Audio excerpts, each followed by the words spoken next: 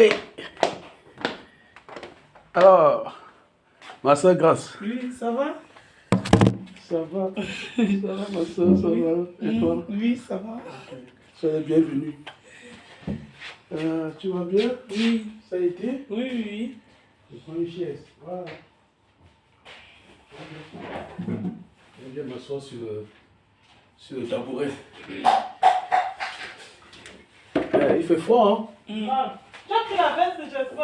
Qui? Non, ça va avec le pull là, ça change. Avec le pull, tu es sûr? Oui, oui, ça Ah va. ouais. En plus, j'ai juste, quand je suis descendu de chez moi, Oui. directement, j'ai pris Le bus. Directement, je suis descendu. Gloire au Seigneur. Ah, tu es venu avec ta Bible aujourd'hui, avec ton cahier. Ma soeur Grâce, ça a été la journée. Oui, ça va. Ah, gloire au Ça Seigneur. va par la grâce de Dieu. Gloire au Seigneur. Gloire au Seigneur. Sois encore la bienvenue, ma soeur. Sois encore la bienvenue. C'est quoi? Sois la bienvenue. Nous voilà. Mais quand tu m'appelais, moi, je savais que tu es arrivé ici même à 18h. Qu'est-ce qui s'est passé? En fait, ma soeur m'avait laissé. Les enfants? Les enfants, ils venaient de l'école. Il fallait que Tu je te prépares. prépare, il fallait que je fais ça. Ouais. Il fallait que j'arrange et après, je suis sorti directement. Comme une bonne mère, quoi. Oui. C'est bien. C'est bien, maman. C'est bien la future maman. Tu t'entraînes. Tu es à l'école. Ils ont quel âge? 7 ans, Ah ouais. 7 ans, 8 ans, 11 ans ou 10 ans, un truc comme ça. Waouh, donc c'est un peu comme chez moi, là.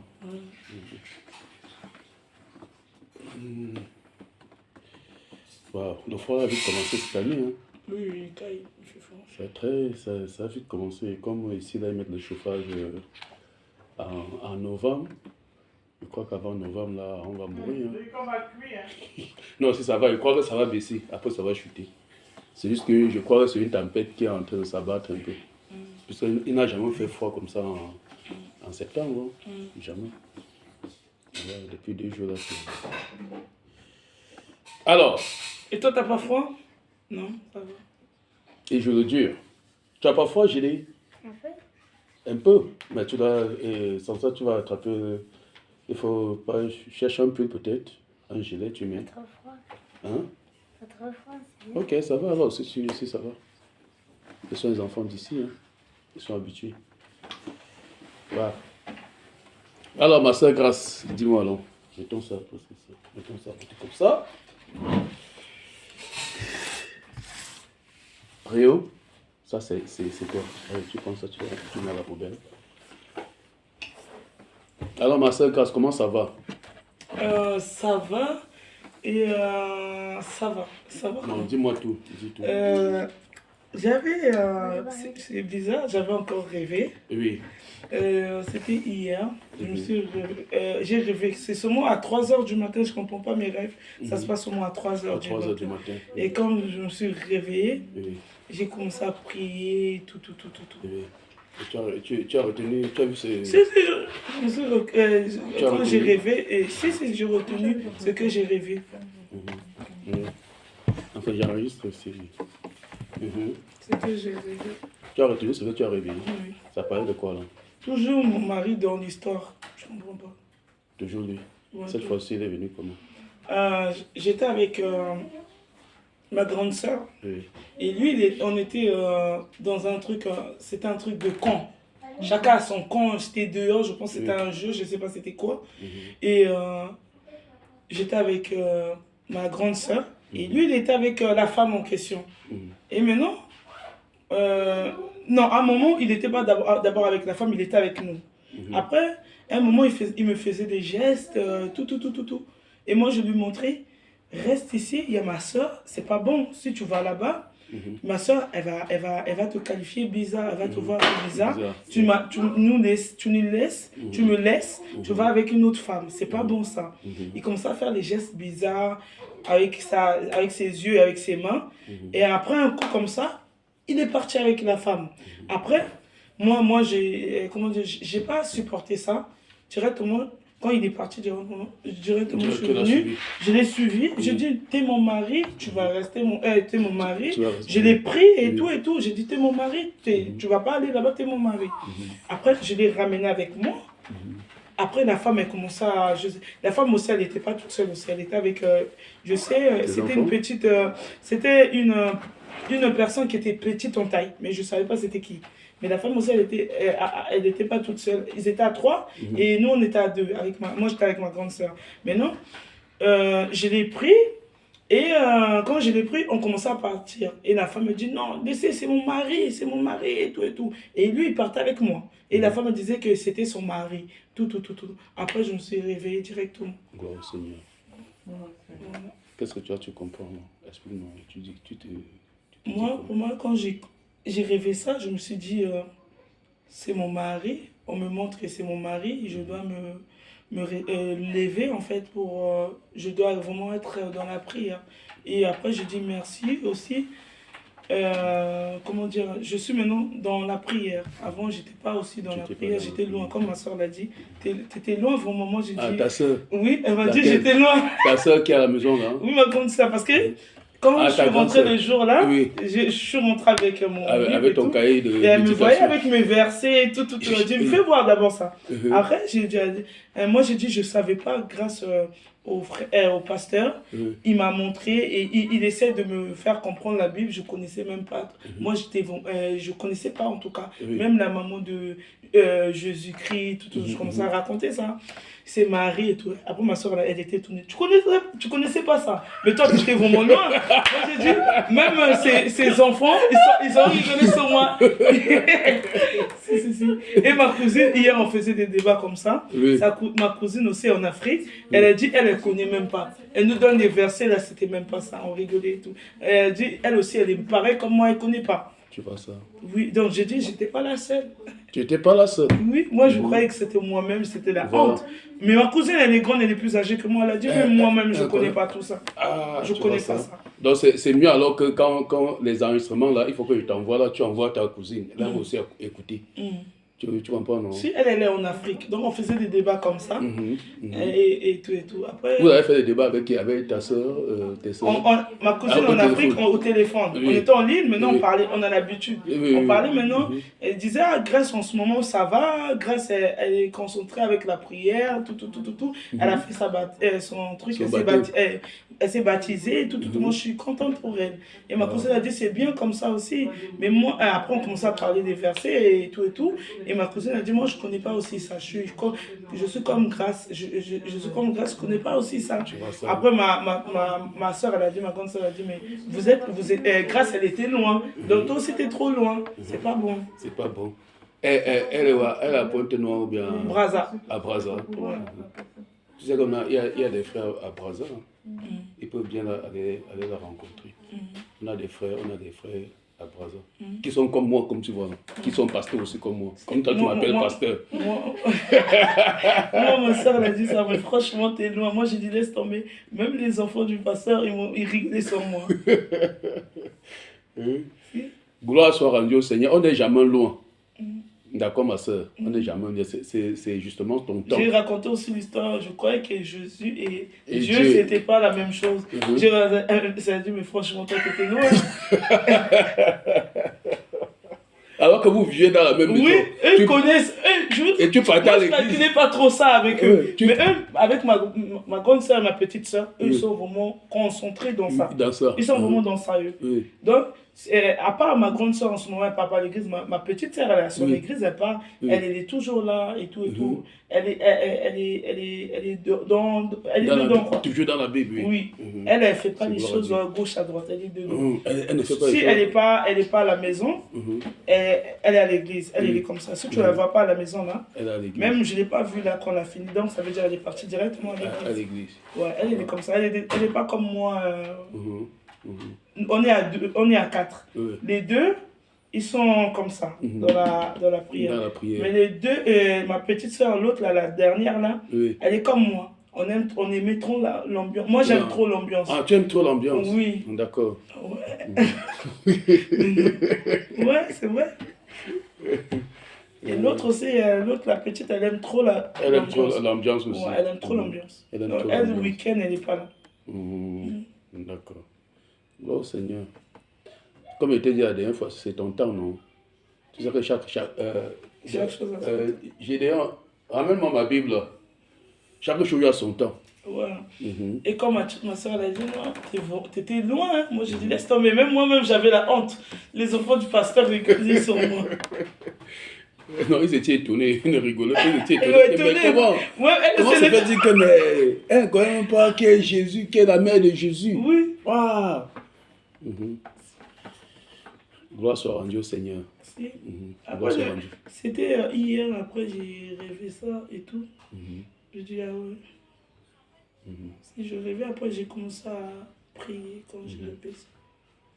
Avant, tu rêvais beaucoup. Je rêvais pas, mais là, je commence pas. Ces derniers temps, je commence à rêver. Donc, depuis qu'on a commencé. Maintenant, j'avais peur, vu que j'ai rêvé, j'ai dit, oh, j'ai commencé à avoir peur en fait moi-même. Donc, j'ai allumé la lumière, j'ai dit, non, j'ai peur. Comment tu as fait? J'étais bien dit que quand tu dors en lisant, en méditant la Bible, Dieu va te donner des songes. Et que tu vas retenir, ça sera propre. J'ai retenu ça. Ce que tu vas faire, tu vas ton cahier de méditation. Ou bien ce que tu fais, quand tu fais un songe, quand tu te lèves, tu rédiges, tu divises le cahier en deux comme ça, tu dis une partie pour les songes. Tu comprends? Voilà, maman va te dire.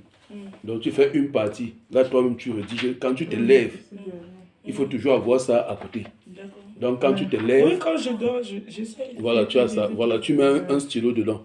Quand tu te réveilles comme ça, tu prends ton cahier. Tu notes tout ce cas. Ou bien tu fais même l'audio d'abord sur ton téléphone. J'ai rêvé ou c'était mes pensées? J'ai dit non. Mais tes pensées, tu ne veux pas te retenir ça comme ça. Oui, donc c'est des rêves. C'est des rêves. Et directement, je me suis réveillée. J'étais aussi contente, hein. Quand je me suis réveillée. Tu étais contente? Oui. Parce que tu l'as pris avec toi, hein? Oui, sincèrement. Directement, je oui. Parce que dans ça, il y avait ma soeur dedans, dans l'histoire. Il y avait dans les rêves. C'est quelle soeur? Ma grande soeur. C'est ta grande soeur avec qui tu es? Moi je disais à mon mari, ne me fais pas la honte. Devant ta grande soeur? Devant ma grande soeur, elle va mal prendre ça. Elle va mal prendre ça. Maintenant, lui me faisait des gestes et tout, il ne savait pas comment partir en fait. Il faisait des gestes avec les yeux. Après, il est parti. Après, moi, je suis venu lui récupérer. J'ai vraiment récupéré et on est parti. Maintenant, moi, je disais, non, c'est mon mari, c'est à moi et tout. Je dis, c'est à moi, tu ne peux pas prendre mon mari. Il m'a marié, c'est mon mari à moi. Devant Dieu, c'est mon mari, tout. Je commençais à parler et ma soeur aussi, elle disait, non. C'est le mari à Grâce, c'est ma petite soeur, c'est son mari. À peine ma soeur a commencé à parler à la femme. Et la femme elle a dit non, c'est à moi, c'est mon mari, c'est pas le mari à Grâce et tout. Après on est parti avec mon mari. D'accord. C'était comme ça. Tu vois que dans ce cas-là, tu vois que lui, il n'est pas libre de ses mouvements, ton mari. Tu comprends? Il n'est pas libre. Donc tu vois, il part là-bas, tu vas le tirer. Donc il revient encore avec toi. L'autre crie. Donc tu vois que lui, il n'est pas libre. C'est pour ça qu'il faut qu'il soit libre. Et la bonne façon de le libérer, c'est là pour toi. Comme on a dit, il faut que toi, tu sois de bon avec le Seigneur Jésus. D'accord? De la bonne façon. C'est pour ça qu'on est en train de travailler. Pour que déjà toi, quand tu es dans cette position-là, que Christ soit avec toi pour t'accompagner dans ce combat-là. Mais il est en train de montrer que c'est qu'il va venir. Ça, c'est certain. Parce que le week-end, on était ensemble dimanche. Oui. Tu m'as dit que vous étiez ensemble dimanche. Oui, dimanche même, on était ensemble, je me suis baptisé dimanche. Oui. Lui, il n'était pas là. Je disais même, il est peut-être chez la femme. Après, à son retour, quand il était chez la femme, on parlait, mais on ne parlait pas bien. Maintenant, ces derniers temps, quand je suis arrivé ici, on priait, tout.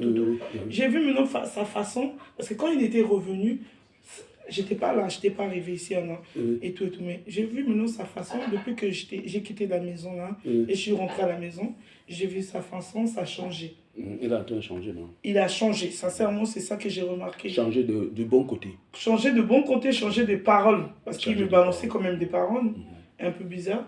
Mais quand je lui parle, quand on s'est parlé là, avant-hier, je lui ai dit, on se voit lundi. Mais il m'avait dit non, on ne se voit plus, tout. Mais quand je l'ai balancé qu'on se voit lundi, il a accepté. Et lundi, vous êtes venu? Non, lundi qui arrive. Ah, lundi qui vient là. Ouais. De toute façon, à un certain moment, je vais te dire comment tu vas procéder avec lui. D'accord? Parce que c'est ton mari. Je vais te donner des conseils comment tu vas faire avec lui. Tu comprends? Quel qu'en soit ce qu'il va faire, il va falloir que tu restes sa femme. Parce que tu es sa femme. Tu comprends? Mais oui, quand j'ai vu ça, quand j'ai revu ça, j'ai dit non. Parce que j'ai pas rêvé une autre personne, j'ai rêvé seulement lui. Et je l'ai arraché avec la femme. Et la femme me court. Donc j'ai compris en fait. J'essaie bien de comprendre en fait. Et le petit bonhomme là qui était là, c'était un jeune. C'était une fille, elle était courte. Mais je ne savais pas c'était qui, j'arrivais pas à identifier. Mais moi, elle était âgée ou bien un an? Quand même, elle était âgée. Quand même, ouais, comme un homme. Oui, elle était courte quand même. Moi, je suis plus grande que la personne. Ah, d'accord. Elle était quand même courte. Et moi, j'étais avec ma... Donc, elle était à deux. Moi aussi, j'étais à deux avec ma soeur. Elle aussi, elle était avec une personne. Maintenant, moi, je voulais maintenant identifier c'est qui la personne. C'est la personne. C'est ça que je voulais vraiment identifier dans les... Mais c'était pas un enfant, mais c'était une grande personne qui a de petite taille. Oui, et je voulais identifier, je voulais savoir si c'est la personne qui est dans sa famille. Moi, je voulais identifier ça, en fait. Mais j'ai pas identifié ça. Ouais. Moi, je voulais savoir si c'est... Parce que la femme, elle était avec une personne, elle était petite en taille. Et la soeur de mon mari, elle est petite en taille aussi. Je voulais identifier... Si c'est elle. Si c'était elle, la personne. Mais je n'ai pas identifié. Gloire au Seigneur. Gloire au Seigneur. Bon, si tu veux, on va commencer alors. Oui, je vais aller pisser. Vas-y. À toi, toute la gloire. À toi, l'honneur. À toi, toute la gloire. À toi, l'honneur. À toi, toute la gloire. À Jésus l'honneur. À Jésus toute la gloire. À Jésus l'honneur. À Jésus toute la gloire. À Jésus l'honneur. À Jésus toute la gloire. À Jésus l'honneur. À Jésus toute la gloire. À Jésus. D'accord, on peut commencer. Donc on va prier, on va baisser la tête, on va prier. Seigneur Dieu de gloire, nous voulons encore te dire merci Seigneur Dieu de gloire pour ces temps merveilleux que tu nous donnes encore, Seigneur Jésus. Merci pour ces temps, Seigneur Dieu de gloire, que tu avais préparé avant la fondation du monde. Nous te recommandons encore, éternel, ces réunions. Nous te recommandons notre sœur Grâce et nous te recommandons encore, Seigneur, ce temps que nous allons passer dans ta sainte présence. Que ta grâce et, Seigneur Dieu de gloire, ta faveur soit sur nous, Seigneur, pour nous dire ce pourquoi tu nous as encore réunis ce soir, Père.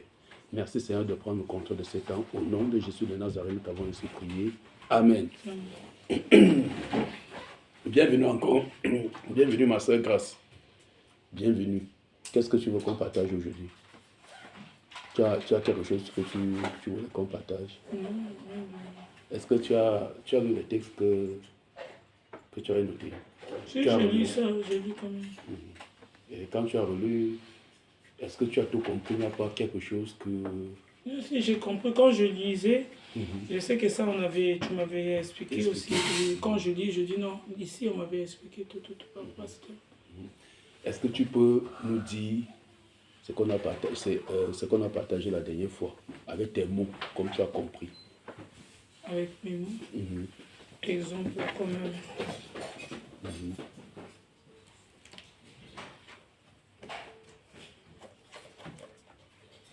exemple, Luc, D'après ça, oui. D'après ça oui, qu'on a utilisé. ouais, que il y avait une femme, elle cherchait, elle était pas, il y avait une femme, elle cherchait, comment dire, elle cherchait d'enfant, elle n'arrivait pas, Mhm, et Dieu lui a fait une grâce, mhm. et c'est ça que j'ai, Tu parles de qui? De quelle femme? Oui. Là, tu parles d'Elisabeth. oui, c'est ça. Mhm, Directement, Dieu lui a fait une faveur, en fait, mhm, il lui a aidé. mhm, Et d'avoir l'enfant, mais pas comme les hommes. mhm. C'était un esprit qui était venu en lui. Ça, Et, là, tu parles de Marie, parce que là, on avait parlé de deux familles. Il y avait Élisabeth, il y avait Marie. moi, je parle de Marie, en fait. Voilà, ok, de Marie. Parce que Ok. l'enfant, c'est Dieu. L'enfant, c'est Dieu. Oui. Mhm, mhm. Ouais. D'accord. Donc, tu as compris que l'enfant, là, qui était né là, c'était Oui, Dieu. c'était Dieu. Et l'enfant, parce que quand on a dit qu'il va sortir, il va s'enrichir. C'est un enfant de bénédiction, en fait. Bénédiction. Mhm, Ouais. d'accord. Ouais. C'est tout ce que tu as retenu. Ouais, et en lisant tout, quand je lis, je comprends en fait. Je sais que là, on m'avait expliqué ça et tout, tout. D'accord, d'accord. Donc, ça veut dire que la dernière fois, on a parlé, on a vu que selon la prophétie qu'on a mentionnée dans Ésaïe, on avait parlé d'Ésaïe chapitre 9, verset 5. On a parlé d'Ésaïe chapitre, je crois, 7, verset 14. Mais ça, Qui j'ai parlait essayé de de chercher Zacharie 11 chapitre 11, versets 11 et 12, je ne vois pas. Hein. Comment tu ne vois pas? J'essaie de voir Zacharie, c'est ça que j'ai Non, pas il y lu. en a. Regarde bien. Ouvre ta Bible, on va voir, on cherche ensemble alors.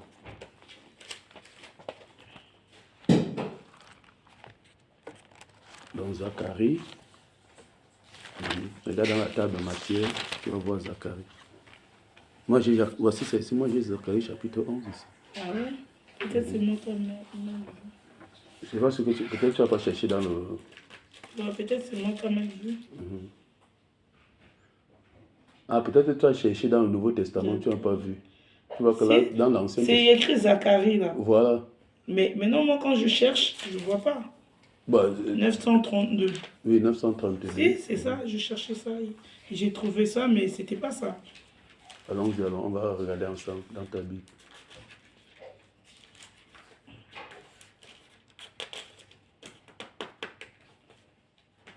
Tu n'es pas dedans déjà? Non, je suis pas dedans. Hein. C'est pas Zacharie ça. Ça c'est Agé. Voilà, vas-y un peu devant. Voici Zacharie. Ouais. Voilà Zacharie. Si. Voilà, maintenant tu cherches le chapitre 11. Là tu es au chapitre 2. Vas-y, 10. chapitre 8. Non, pas verset, chapitre. Chapitre, c'est le truc comme ça. 2. Voilà. Ouvre. Voilà, 4.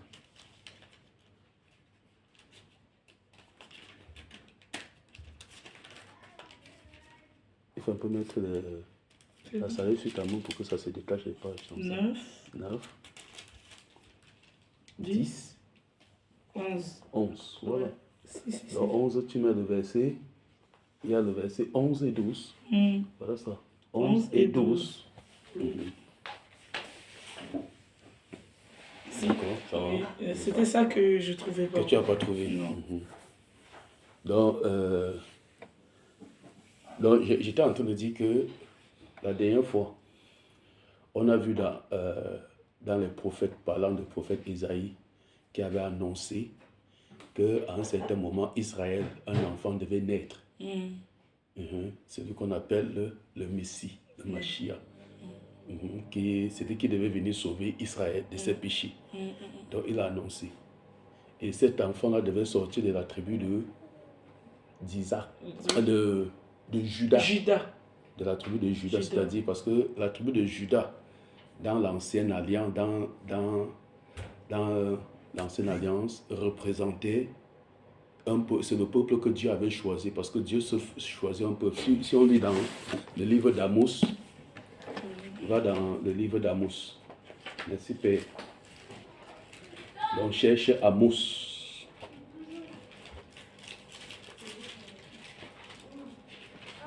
Amos. Voilà.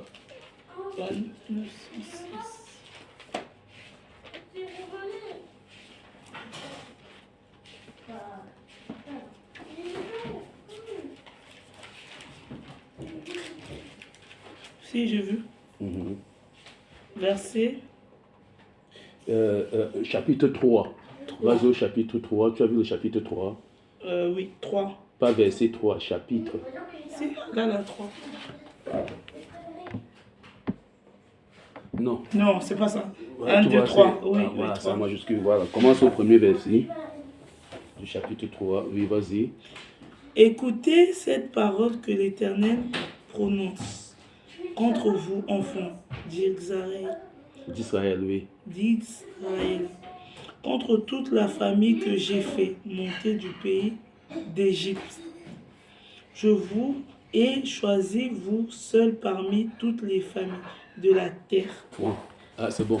Tu vois, c'est Dieu qui dit ici, par le prophète Amos, que Israël, là, c'est une famille. Donc, parmi toutes les familles de la terre, il a choisi cette famille-là. D'accord, pour faire quelque chose. C'est pour ça que quand ils étaient en Égypte, il a les sortir d'Égypte. On va revenir dessus un autre jour. Pour les amener à la terre promise qui est où ils sont maintenant. Israël et Jérusalem. Donc dans cette famille-là, il y avait, si on va derrière, il y avait celui qu'on appelait Abraham qui a enfanté Isaac. Isaac a enfanté Jacob. Et Jacob a fait les 12 tribus d'Israël. Donc Israël que tu vois là, il y a 12 tribus. Parmi lesquelles il y a une tribu qui est la tribu de Juda. Et de cette tribu-là, c'est où sort le roi. Donc ça veut dire que le roi devait sortir de la tribu de Juda. C'est pour ça que dans Ésaïe chapitre 11, si tu dis dans Ésaïe chapitre 11, il a dit que d'Ésaïe sortira un rejeton et qui sera roi. On a lu ça la dernière fois dans Ésaïe chapitre 11.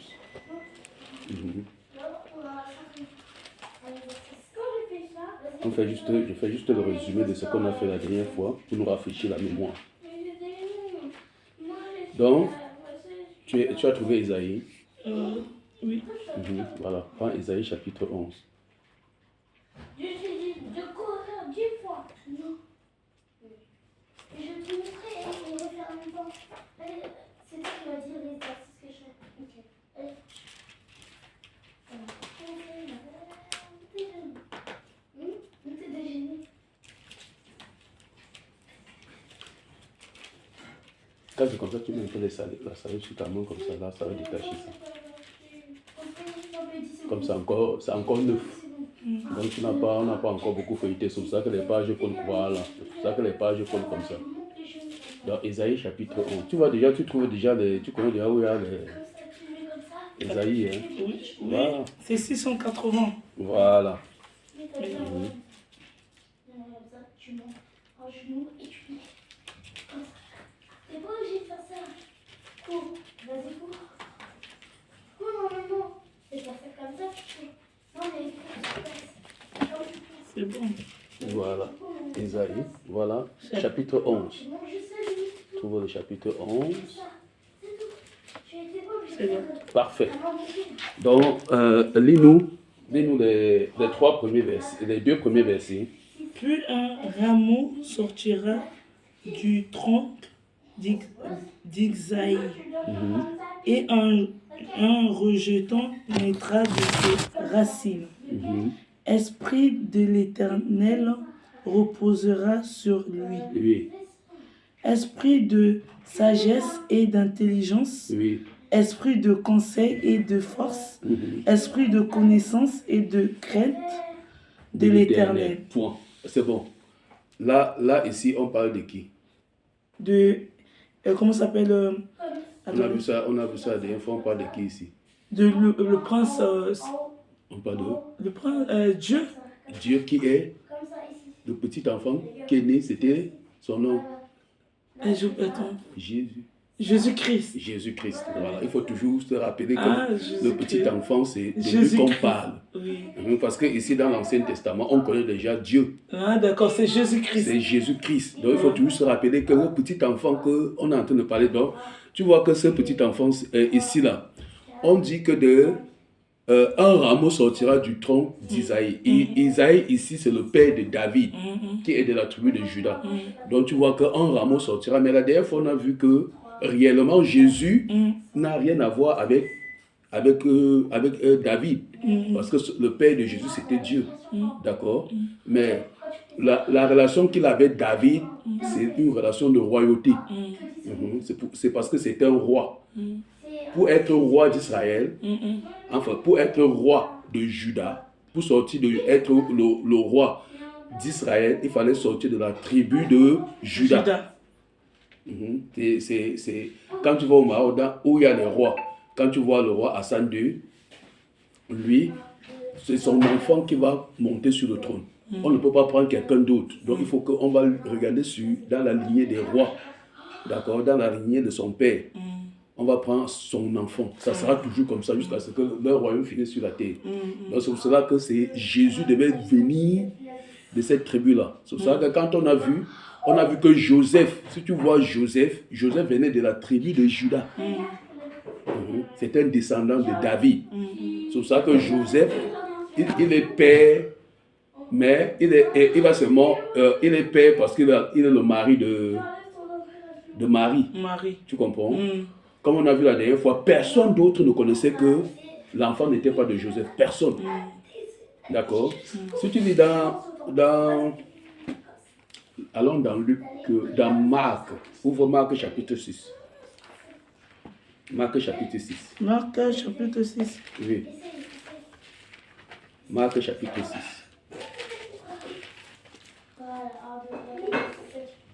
Chapitre 4, 5, 6.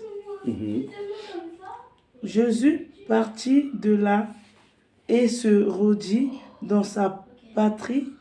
Ses disciples le suivirent.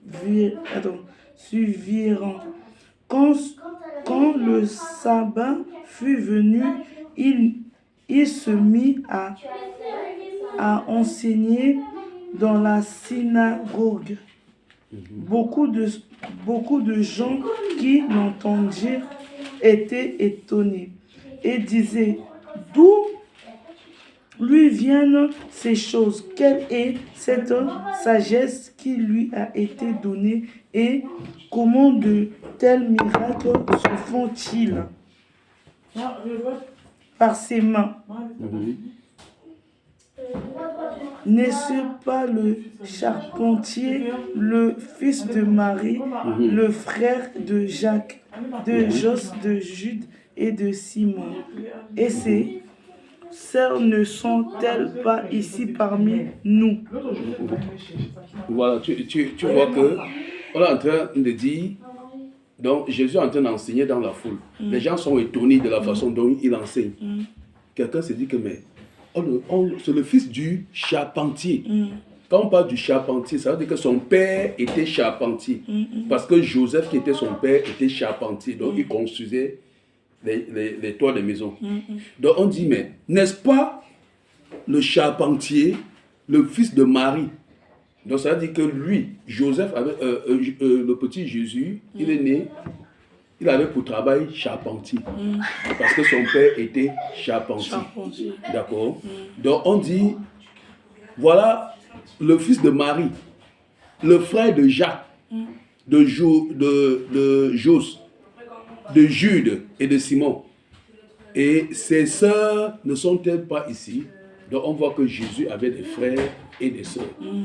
D'accord? Donc justement pour dire que on voit que Joseph, qui était charpentier, dans Matthieu chapitre... Dans le livre de Matthieu que nous avons lu la dernière fois. Matthieu chapitre 1. D'accord.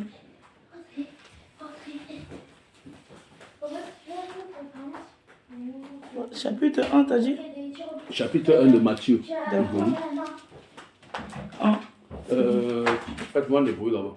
Moins de bruit. J'ai dehors. C'est bon les jeux. À l'heure si on ne joue plus.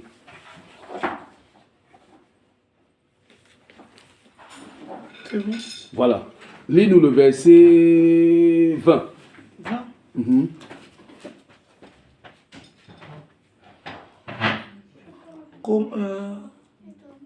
Verset 20, vas-y. Comme il y pensait, voici un ange du Seigneur lui apparut en songe et dit: Joseph, Fils de David, ne crains pas de prendre avec toi Marie, la Stop. femme On a dit Joseph, fils de... David. Tu vois que Joseph, lui, il est fils de David. Ça veut dire qu'il est descendant de David. Donc ça veut dire qu'on a fait la lignée comme un peu ton père, ou bien s'il descend, il y a des lignées, jusqu'à toi. Donc on a gardé la lignée. D'accord? Donc ça veut dire que Joseph, c'est le fils de David. Donc pour dire que c'est ce fils-là qui devait... Parce que puisque si Joseph est le fils de David, il va accoucher Jésus. Comme on a dit la dernière fois, on ne savait pas, il n'y a que Joseph et Marie qui savaient que l'enfant, Jésus, ne les appartenait pas. D'accord? Mais tout le monde savait que c'est leur enfant. Donc c'est pour ça qu'il n'y a que lui qui peut hériter du royaume. Parce que c'est le fils. Tu vois, c'est pour ça qu'on a dit qu'un rejeton sortira d'Isaïe. D'accord? Et on l'appela, il sera l'esprit de sagesse reposera sur lui. Donc on est en train de parler de petit Jésus qui va naître. D'accord? Donc la dernière fois, nous avons vu comment il a été conçu. Donc on voit que réellement, il vient dans la lignée, il vient de David, mais il n'a rien de David, rien de Marie. Il a été conçu par le Saint-Esprit. Il est pur, il n'a pas de péché. D'accord? Ça va comme ça. Donc Jésus-Christ, on a vu que Jésus-Christ est Dieu. C'est lui le sauveur. D'accord? C'est lui qui a porté nos péchés sur la croix. Sur la croix. C'est Jésus. Donc, et aujourd'hui, on va continuer toujours sur pourquoi on essaie de continuer à voir la personnalité de ce Jésus-là. D'accord? Il faut qu'on continue. Puisque tu vois que quand Jésus est venu sur la terre, qu'elle a choisi ses 12 disciples, même les disciples ne le connaissaient pas. Il se montrait à ses disciples au fur et à mesure. Donc ça veut dire qu'aujourd'hui, comme tu connais que Jésus-Christ est Dieu, parce que dans Ésaïe, il faut qu'on va continuer à le connaître. D'accord? Ouvre encore Ésaïe chapitre 9. On va lire quelque chose.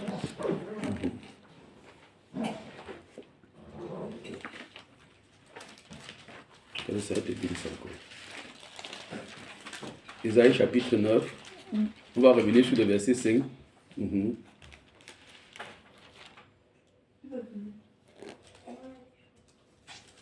J'ai échappé quoi?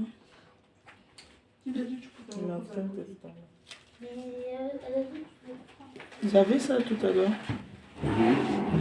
Ça va se mettre à côté de toi, je te dis. Si, attends.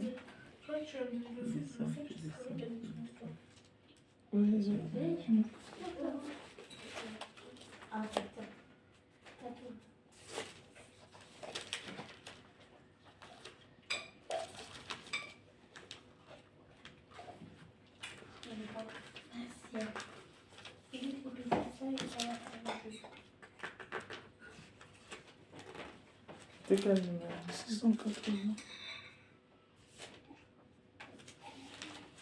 Chapitre 9.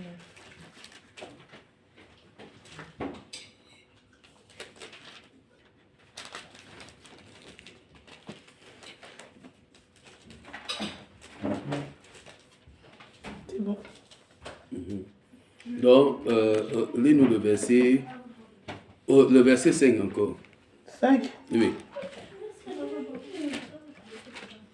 Car un enfant nous est né, un fils nous est donné, et la domination reposera sur son épaule.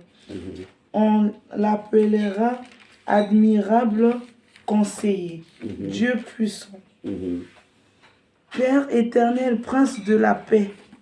Voilà, c'est sur l'attribut de Père éternel.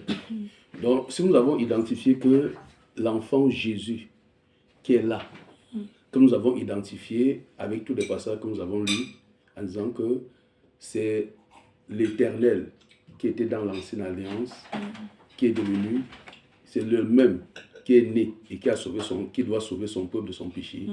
Donc ça veut dire qu'on est en train de dire que cet enfant-là, on va aussi l'appeler Père éternel. Donc ça veut dire que on va maintenant, Jésus aussi, en plus d'être celui qui t'a sauvé, il est aussi ton Père. Mm. Tu comprends ce que je veux dire? Donc, comme nous l'avons dit dans Jean, il dit que c'est lui qui vous serez né ni de la volonté de la chair, ni de la volonté du sang, ni de la volonté des hommes, mais de Dieu. De Dieu. Donc ça veut dire que nous sommes déjà, si nous sommes les enfants, parce que là nous sommes enfants de Dieu, mais plus précisément enfants de Jésus-Christ. Voilà, que le Seigneur te bénisse. Donc ça veut dire que maintenant, Dieu est ton Père. Donc Jésus-Christ est Père aussi. Donc, pour dire quoi? Le véritable Père que tu as, c'est Jésus-Christ. C'est Jésus-Christ. Bon, c'est qui alors ton Père? Ton Père qui t'a accouché, c'est qui?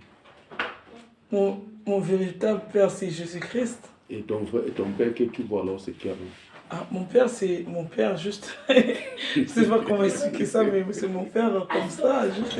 Mais mon père, c'est Dieu qui m'a mis au monde. C'est Dieu qui t'a mis au monde, oui. En passant par ton papa. Oui, en passant par mon père. Donc ton papa n'est qu'un gardien de ce que Dieu lui a donné. Donc c'est justement pour dire qu'il faut que tu comprennes que Jésus-Christ est Père. D'accord? Jésus-Christ est ton Père. Oui.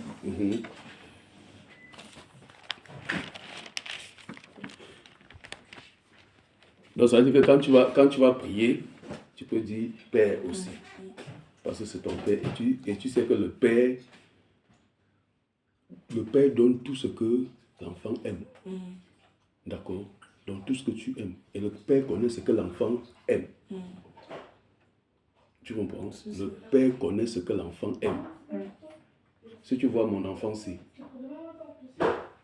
est-ce que je peux pas acheter? Bon appétit. Quand tu vois Gédéon, je ne peux pas acheter. J'ai un bon appétit. Est-ce que je peux acheter un pistolet à Gédéon? Une arme à feu. À feu? Oui. Non, avec de l'eau, oui. Ouais, pourquoi avec de l'eau?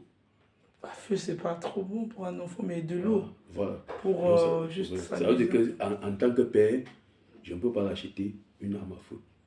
Ou bien je dois l'acheter, je dois lui donner des choses qui correspondent à son âge. D'accord? C'est la dimension c'est le rôle d'un père. Donc le père, quand il te regarde, quand il dit que non, je ne veux pas que tu fasses ça. Lui, il sait pourquoi. Parce qu'il a été enfant. Il sait pourquoi il ne veut pas que tu fasses telle chose. Tu comprends? Donc Jésus est aussi, c'est un père pour nous. Puisque notre véritable créateur, c'est lui. Donc s'il est le créateur, ça veut dire qu'il connaît tous nos problèmes. Il connaît ce dont nous avons besoin. Tu comprends un peu? Donc il dit même dans sa parole qu'avant que vous n'ouvrez la bouche pour prier, il connaît déjà ce dont vous avez besoin. D'accord? Donc c'est cette dimension de Père aussi que nous devons connaître de Jésus. D'accord, ma soeur? Donc on va continuer à savoir dans Philippiens chapitre 2. Cherche Philippiens.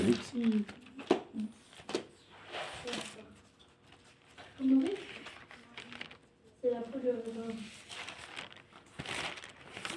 oui.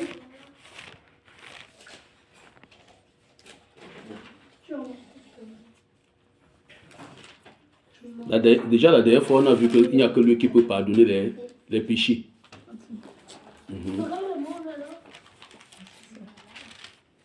Pas manger trop. C'est 180, je pense. Est-ce qu'on mange un peu comme ça, chacun des pots de repas? Non. C'est tellement fin.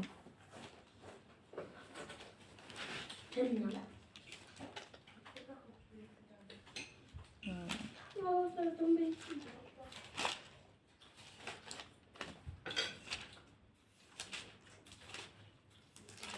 Non, c'est pas là.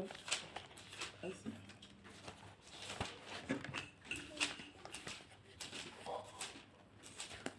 Non, c'est pas là. Attends.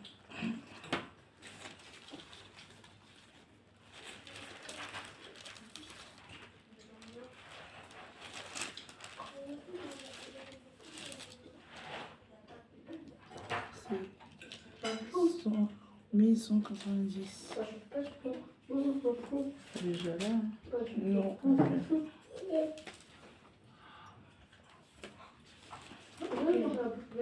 Non, c'est pas beaucoup de versets, c'est petit. C'est là. Voilà. Vas-y, commence au premier passage de Philippiens. Voilà. Paul et Timothée, serviteurs de Jésus-Christ, à tous les saints en Jésus-Christ qui sont à Philippe, aux évêques et aux diacres. Ouais. Que la grâce et la paix vous soient données de la part de Dieu, notre Père et du Seigneur Jésus-Christ. Vas-y, continue jusqu'à ce que je te dise d'arrêter. Je rends grâce à mon Dieu de tout le souvenir que je garde de vous. Ne cessons dans toutes mes prières pour vous tous, de manifester ma joie au sujet de la part que vous prenez à l'évangile. Depuis le premier jour jusqu'à maintenant, je suis persuadé que celui qui a commencé en vous cette bonne œuvre la rendra parfaite pour le jour de Jésus-Christ. Va dans chapitre 2. Chapitre 2. C'est le chapitre 2 qu'il fallait qu'on lise. Chapitre 2. Là. Chapitre 2. Si donc il y a quelque consolation en Christ, s'il y a quelque soulagement dans la charité, s'il y a quelque union d'esprit, s'il y a quelque compassion et quelque miséricorde, rendez ma joie parfaite ayant un même sentiment, un même amour, une même âme, une même pensée. Ne faites rien par esprit de parti ou par vaine gloire, mais que l'humilité vous fasse regarder les autres comme étant au-dessus de vous-même. Que chacun de vous, au lieu de considérer ses propres intérêts, considérez aussi ceux des autres. Ayez en vous les sentiments qui étaient en Jésus-Christ, lequel, existant en forme de Dieu, n'a point regardé comme une proie à arracher d'être égal avec Dieu, mais s'est dépouillé lui-même en prenant une forme de serviteur, en devenant semblable aux hommes et ayant paru comme un simple homme. Il s'est humilié lui-même, se rendant obéissant jusqu'à la mort, même jusqu'à la mort de la croix. C'est pourquoi aussi Dieu l'a souverainement élevé et lui a donné le nom qui est au-dessus de tout nom, afin qu'au nom de Jésus, tout genou fléchisse dans les cieux, qu'il a un cieux sur la terre et sur la terre, et que toute langue confesse que Jésus-Christ est Seigneur, à la gloire de Dieu le Père. Amen. Donc, il est en train de dire ici que lui, Jésus, en fait, c'est Paul qui va parler aux Philippiens. Il dit que le Jésus que vous voyez là, il demande aux Philippiens d'avoir le sentiment qui était en Jésus. Il dit que Jésus, qui est venu en forme de Dieu, d'accord? Parce que quand il est venu sur la terre, personne ne savait que c'était Dieu. Hein? Quelques-uns savaient, mais le reste ne savait pas. C'est pour ça que les gens se sont posé la question que, mais comment Dieu peut venir comme ça marcher avec nous? Dieu, parfois, de temps en temps, il avait faim, il avait soif, on pouvait le taper. Comment Dieu, comment les hommes peuvent, si c'était réellement Dieu? Non, c'est pas possible. Jusqu'on l'a tapé, les hommes l'ont tapé, il a pleuré. Tu comprends? Donc, on est en train de dire que non, il était réellement, on dit lequel existait en forme de Dieu n'a point regardé comme une poire arrachée. Donc, bien qu'il était là, il était Dieu. Mais il n'a pas voulu montrer Se montrer, en fait. se montrer. Oui. Donc, ça veut dire qu'il s'est caché. Il était Dieu. Il était Dieu, mais il s'est caché, en fait. Il s'est caché. Comme Il un simple observe, homme. oui, il observait ça. Voilà. Il a fait comme si c'était un simple homme. Oui, alors c'était Dieu. Alors que c'était Dieu. Oui. Tu comprends? Oui. Donc, on dit, il n'a pas voulu se comparer. Donc, il n'a pas voulu montrer. Montrer qu'il est là, en fait. C'est pour ça qu'on pouvait le voir, il pouvait prier. Qu'on partait comme ça. Moi, on me disait il était là, mais on ne le voit pas. Moi, on me disait ça. Ah bon? Qui était là? Dieu était là. Jésus-Christ, il était là, mais... Mais non, il était là. Les gens le voyaient. Mais ils ne pouvaient pas savoir que c'était Dieu. D'accord? Ils ne pouvaient pas savoir. Parce que s'ils descendaient du ciel, que non, moi voici, je suis Dieu. Les gens devaient dire que non, tu es Dieu, comment, tu as fait comment? Donc il est venu simplement comme un simple homme. Il est né, comme on a vu, de Marie et de Joseph, comme un homme. Il était bébé. Il a joué comme ça, sous la pluie, peut-être sans caleçon, comme un enfant. Il était comme un enfant, oui, comme les enfants peuvent jouer. Mais pourtant, c'était Dieu. Mais quand il faut voir, quand il grandissait, il y avait une sagesse qui étonnait même ses parents. Donc ses parents disaient que, mais comment cet enfant c'est intelligent comme ça? Dieu était étonné. Puisqu'à l'âge de 12 ans, j'ai dit, arrête de faire ça, il faut mettre tes lunettes. À l'âge de 12 ans, il enseignait déjà.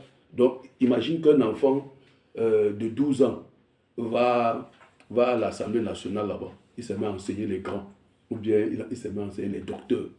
Et les gens étaient étonnés de son intelligence. D'accord?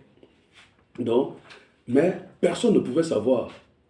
Donc, il a grandi comme ça. On dit qu'il était charpentier, donc il pouvait monter sur le toit, taper le marteau, jusqu'à taper son doigt, jusqu'à dire que, hey, père, voilà ma marteau, je me suis cogné. Pourtant, il avait la capacité de dire, maison, sort de la terre, la maison sort, peuple disparaît, tout le monde disparaît. Mais il s'est rendu, il est passé. Tu vois l'amour de Dieu? Donc il s'est totalement humilié. Mais tout ça, c'était pour un objectif. D'accord? On dit, mais c'est dépouillé. Donc ça veut dire que ça, le caractère de Dieu qui était en lui, il a mis ça de côté. Pas qu'il n'avait pas. Il a mis tout. Sur la terre, là, il était Dieu. Donc ici, il disait que le monde disparaît, le monde devait disparaître. Mais il a mis ça de côté. Donc il ne s'est pas cherché à s'enorgueillir pour dire que non, sachez que je suis Dieu. Non.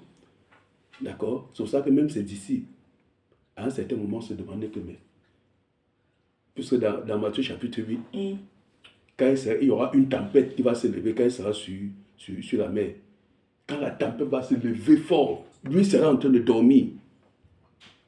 Quand il est en train de dormir comme ça, donc, tu vois, avec les vagues là, ça va renverser le bateau. L'eau est en train déjà pour les faire couler, pour les tuer.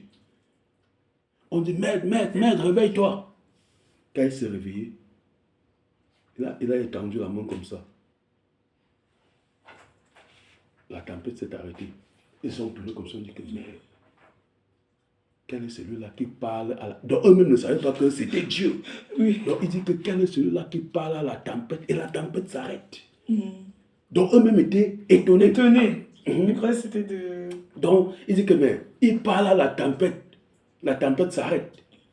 La dernière fois on a vu dans Jean chapitre 9, pour l'aveugle né, qu'il a ouvert les yeux. D'un aveugle né. Les gens disent que mais... Les gens ont commencé à dire que mais lui c'est qui pour faire ça? Non, c'est un homme pécheur. On dit que non. L'aveugle dit que non.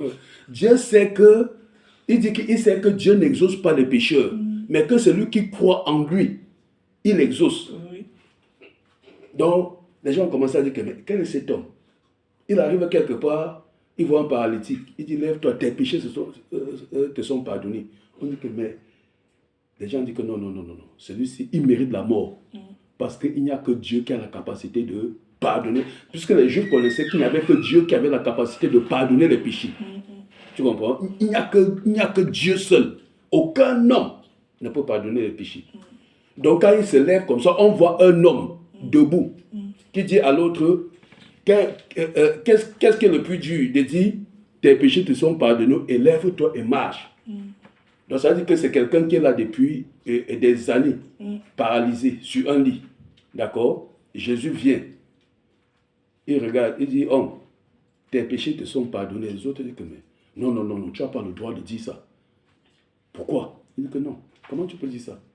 Bon, qu'est-ce qui est difficile de dire, tes péchés te sont pardonnés, ou bien prends ton lit et va à la maison. Le gars s'est levé sur ses pieds, il a porté son lit, il allait à la maison.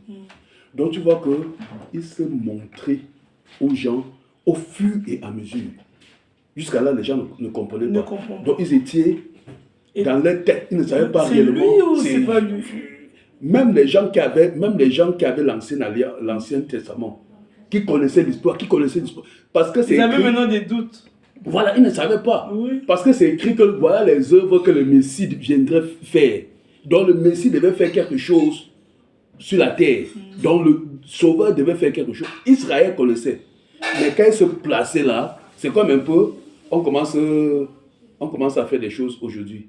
Si tu sors là, tu commences à parler du nom de Jésus, les gens sont guéris. On va commencer à, quand tu vas dire que non, on va dire que non, c'est pas Jésus. Parce que les gens ne croient plus à la guérison. Les gens ne croient plus au miracle. Mais il avait été écrit pour lui que voilà le bien qu'il va venir faire au peuple. Il y aura les paralytiques vont marcher. Les aveugles vont voir. Les malades seront guéris. Les démoniaques sortiront des corps. Tu comprends? Donc, enfin, je suis en train de vouloir te présenter réellement qui est encore Jésus de Nazareth. Parce que quand tu vas commencer à lire la Bible, à un certain moment, même les disciples vont, dans Jean chapitre 4, vont dire que mais, toi tu nous déranges trop. Tu dis que le Père, je suis le Père, montre-nous le Père. Parce que quand il va prier, il dit Père, exauce-le. Après, il dit donc les disciples sont confus. Ils ne savent pas si c'est lui le Père, si c'est donc. À un certain moment, on va dire que mais, montre-nous le Père et cela nous suffit. Il dit que mais, depuis que je suis avec vous, vous ne me connaissez pas. Le Père est en moi. Je suis dans le Père et le Père est en moi. Les œuvres que je fais, s'il n'était pas dans le Père, je ne le ferais pas. Tu comprends? Donc pour dire que Jésus a la capacité de guérir. Donc il dit c'est pourquoi aussi Dieu, donc il dit, il s'est humilié lui-même, se rendant obéissant jusqu'à la mort. Même jusqu'à la mort de la croix. Donc j'étais en train de dire que Jésus a fait tout ça. Pourquoi? Parce que la dernière fois nous avons parlé que pourquoi il est venu. Quelle est la nécessité de Dieu d'avoir quitté son trône jusqu'à venir sur la terre si l'homme n'était pas important. Donc ça veut dire que nous sommes tellement précieux pour Dieu qu'il est allé à la croix jusqu'à il est mort pour nous. Il est mort pour nous, oui. Imagine Dieu. Je ne sais pas si tu comprends ce que je veux dire. Imagine Dieu dans son immensité. Donc il quitte, il vient, il marche comme ça. Les hommes le tapent, les hommes crachent sur lui. Mais il ne renonce pas. D'accord? Ça veut dire que ce qu'il a accompli à la croix, c'est quelque chose de grand, de merveilleux. Tu comprends ma soeur? Ce qu'il a accompli à la croix pour nous. Parce que c'est pour l'homme qu'il est venu. La dernière fois, nous avons vu qu'on a dit qu'il n'est pas venu pour les justes. Dans Marc chapitre 2. On a vu là-bas que Jésus n'est pas venu pour les justes, il est venu pour les pécheurs, pour nous, pour sauver les hommes qui étaient perdus. Donc c'est pour nous qu'il est venu. Tu comprends un peu? Donc ça montre à quel point Christ nous a aimés. Tu comprends? Donc il nous a tellement. Dans Éphésiens chapitre 2, Éphésiens chapitre 2, merci Seigneur. Éphésiens. Rentre seulement après. Non, oui, avant le livre là, oui. Derrière.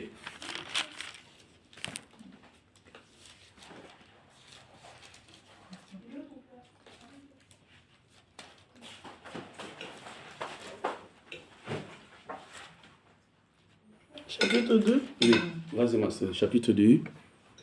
Vous étiez morts par vos offenses. Par vos offenses. Et par vos péchés. Tu comprends un peu? Il dit nous, donc nous tous là, Ouais, nous étions morts, d'accord, par nos offenses, donc par notre péché. À cause de notre péché, nous étions tous morts. Donc ça veut dire que personne ne pouvait vivre. Continue. Dans lesquels vous marchiez autrefois selon le train de ce monde. Point. Selon le train de ce monde. Toi-même, tu as dit tout à l'heure que tu aimais trop l'ambiance. Ah oui, l'ambiance. C'était quel genre d'ambiance? Tu allais en boîte? Non, en boîte, non. Ambiance, j'aimais bien sortir en fait. Oui, mais pas à boîte. Je sors. J'aimais bien sortir. Tu vois. Donc tu étais dans un wagon. C'est ce qu'il dit ici. Il dit que vous, dans lesquels vous marchez. Autrefois, selon les trains, je t'ai dit. Moi, j'étais dans un train. Parce que si on n'était pas dans le train du monde, c'est que Jésus ne nous aurait pas sauvés. Donc personne ne peut venir à Jésus s'il était malade. Nous tous qui sommes en Jésus, nous sommes malades. C'est pour ça que nous avons besoin d'un sauveur. Si. Si on n'était pas malade, on ne devait pas avoir besoin de sauveur. Oui, si j'étais pas malade, je ne devais pas... Voilà, tu ne devais pas venir en Jésus. Oui. Donc, nous Parce que ça a pris du temps quand même. Voilà, ça a pris du temps. Donc il t'a laissé dans ton monde là. Tu as fait trop de... tu as fait de... Oui, j'ai fait l'ambiance. Tu as fait l'ambiance. C'est parti. Tu as fait l'ambiance. Tu as fait l'ambiance. À un certain moment, il est venu dire que non, stop ma fille. Et toi-même, tu sais aujourd'hui que l'ambiance que tu faisais là, tu ne dois plus faire. Tu sais ça. Mais on n'est pas encore arrivé vraiment sur l'autre là. Et je te présente d'abord Jésus pour dire que réellement, il faut que le Jésus, que tu saches ce qu'il, le poids, c'est pourquoi, ce qu'il a fait pour nous à la croix. Tu comprends? Nous savons qu'il est Dieu. Mais il est alors venu pourquoi? Parce que si on ne sait pas pourquoi il est venu, les raisons, les circonstances pour lesquelles il est venu. Donc nous savons qu'il est venu parce que nous étions morts. Nous avions besoin de vie. Tu comprends? Nous avions besoin de vie. Si on n'avait pas besoin de vie, il serait resté là-bas.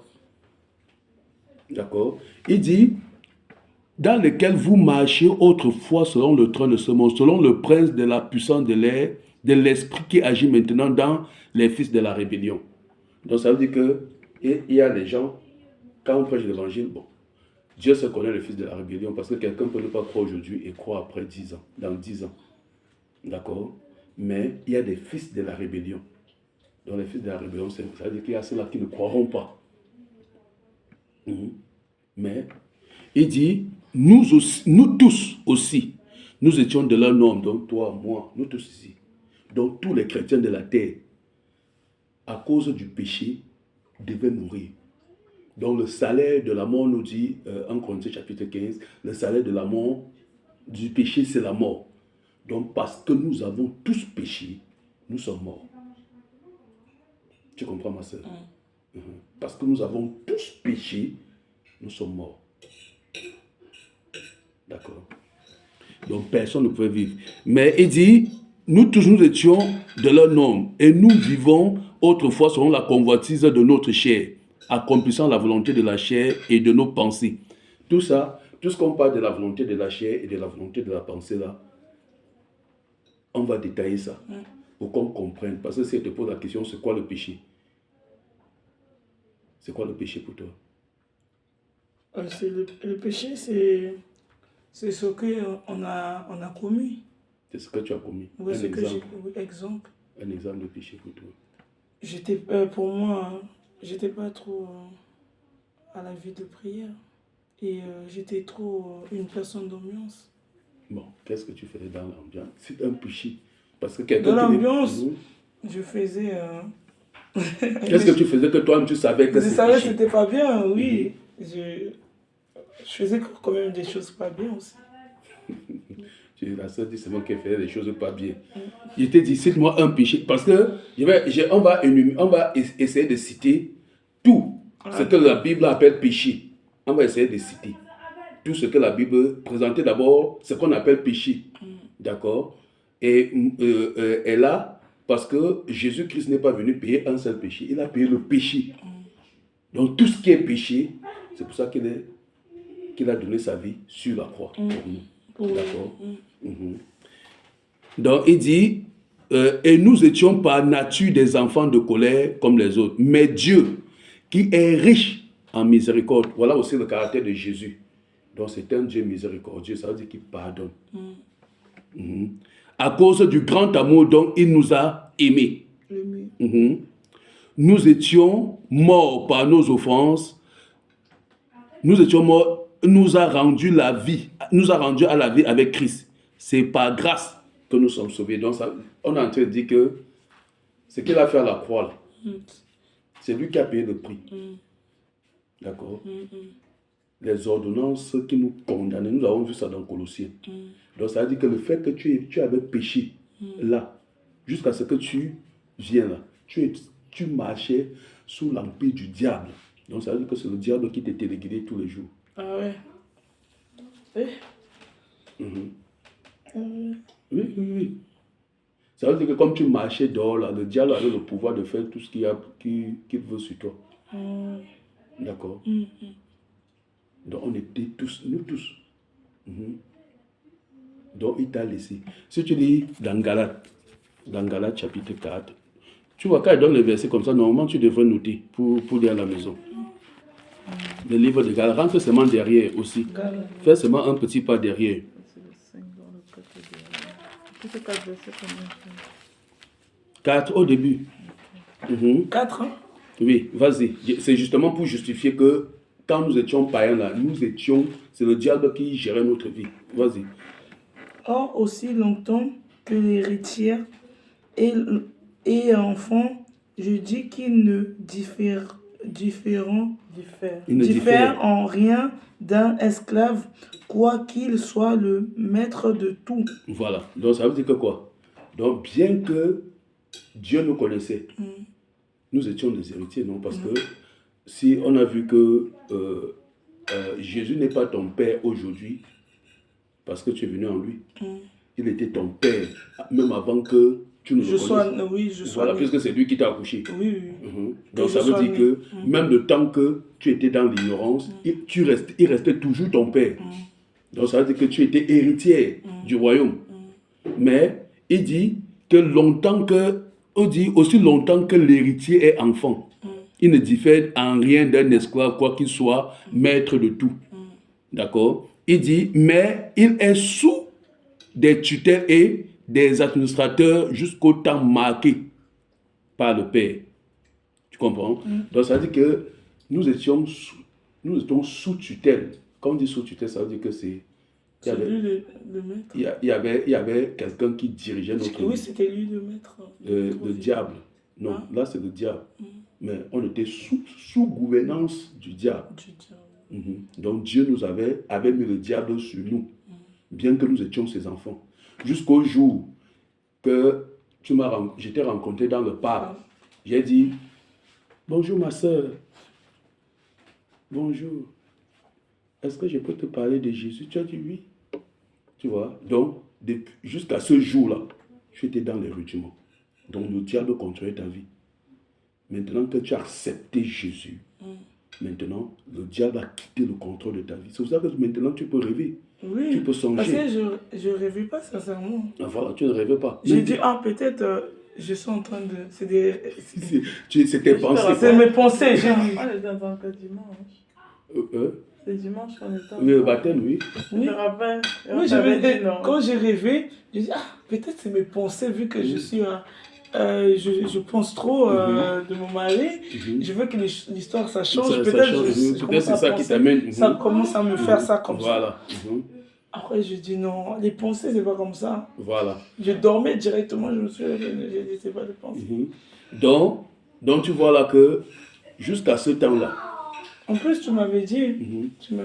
Là, maintenant, tu n'es plus sous tutelle de l'ennemi. Maintenant, Dieu a repris le contrôle de ta vie. Maintenant, on est en train de te dire réellement comment ça s'est passé. Qui est réellement le Jésus. Quel est le prix qu'il a payé pour te sortir de là. Parce qu'il a payé. Il a la rançon qu'il a donnée. Il a changé ça au prix de sa vie. Tu comprends un peu ça? Donc il a donné sa vie pour que toi, tu sois sauvé. Pour que moi, je sois sauvé. Donc il est mort pour nous. Quelle grâce. Donc toi, tu n'as rien à faire. Tu n'as rien à payer. Donc la seule grâce n'a rien à payer. On ne va pas te demander que bon, comme tu es venu à Jésus, là, ça fait tant. Donne tel nombre d'argent. Non. Il t'a sauvé gratuitement. D'accord? Il a fait de toi son enfant gratuitement. Tu comprends un peu? C'est merveilleux, non? Alors, j'étais dans Philippiens. Donc, j'étais en train de dire qu'il a fait de toi, vraiment, nous sommes ses enfants.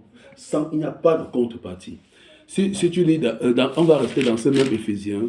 Revenons dans Éphésiens chapitre 1. Après Galates. Après. Non, c'est ça. Le livre d'après. Laissez Éphésiens. Allons dans Colossiens. Colossiens chapitre 1. Colossiens chapitre 1. Le livre de Colossiens. Donc c'est juste devant. Vous étiez dans Galate, non? Oui. Oui, va seulement devant. Là? Non, pas voilà. Oui. Devant. Là, tu as combien? Tu as Colossiens. quoi? Voilà, Colossiens chapitre 1. Là. Dis-nous le verset 12 et le verset 13.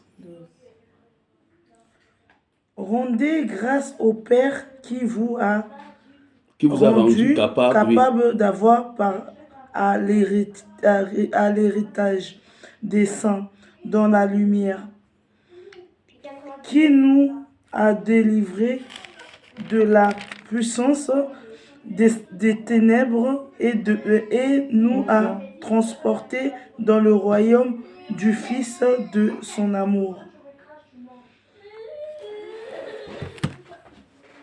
Je continue? Oui, continue. En qui nous avons la rédemption, la rémission des péchés. C'est bon. Je vais t'expliquer maintenant ce qu'il est en train de dire. Il dit, rendons grâce, donc disons merci au Père. Qui nous a rendus capables d'avoir part à l'héritage des saints. Donc ça veut dire que quoi? Que Dieu nous a rendus à faire quelque chose de grand. D'accord? Pour que nous soyons héritiers avec Jésus. Pour que nous soyons héritiers, pour que nous puissions entrer dans le ciel. Il dit que nous devons lui dire merci pour l'œuvre qu'il a fait. Regarde l'œuvre qu'il a fait. Il dit qu'il nous a délivrés de la puissance des ténèbres. Tu comprends un peu? Qui nous a délivrés de la puissance des ténèbres. Il t'a délivré, toi, ma soeur. Toi, tu as vu l'acte qu'il a fait. Oui, il m'a délivré aussi. Comment? Quand je l'ai reçu, oui. Tant que mon père. Tant que ton père. Oui, parce que j'avais pas reçu. Tu l'avais pas reçu. Oui, quand je l'ai reçu, quand j'ai accepté d'être sa fille. Et c'est de là qu'il m'a délivré dans le monde de ténèbres. Dans le monde des ténèbres que tu étais hier. Que le Seigneur te bénisse. Exactement. Tu vois, l'action là, tu peux voir ça simple comme ça.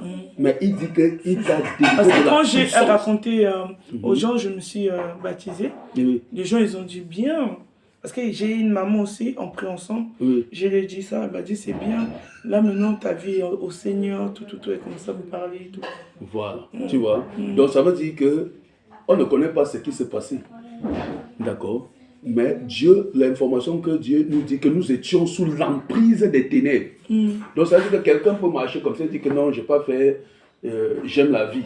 Il croit que c'est lui qui aime la vie. C'est comme je dis à ma cousine qui est en Afrique. J'ai dit, moi je me suis baptisée, elle a vu des vidéos, elle a dit, ah c'est bien, tout. Moi j'ai dit, mais toi aussi tu peux faire la même chose. Elle a dit, non.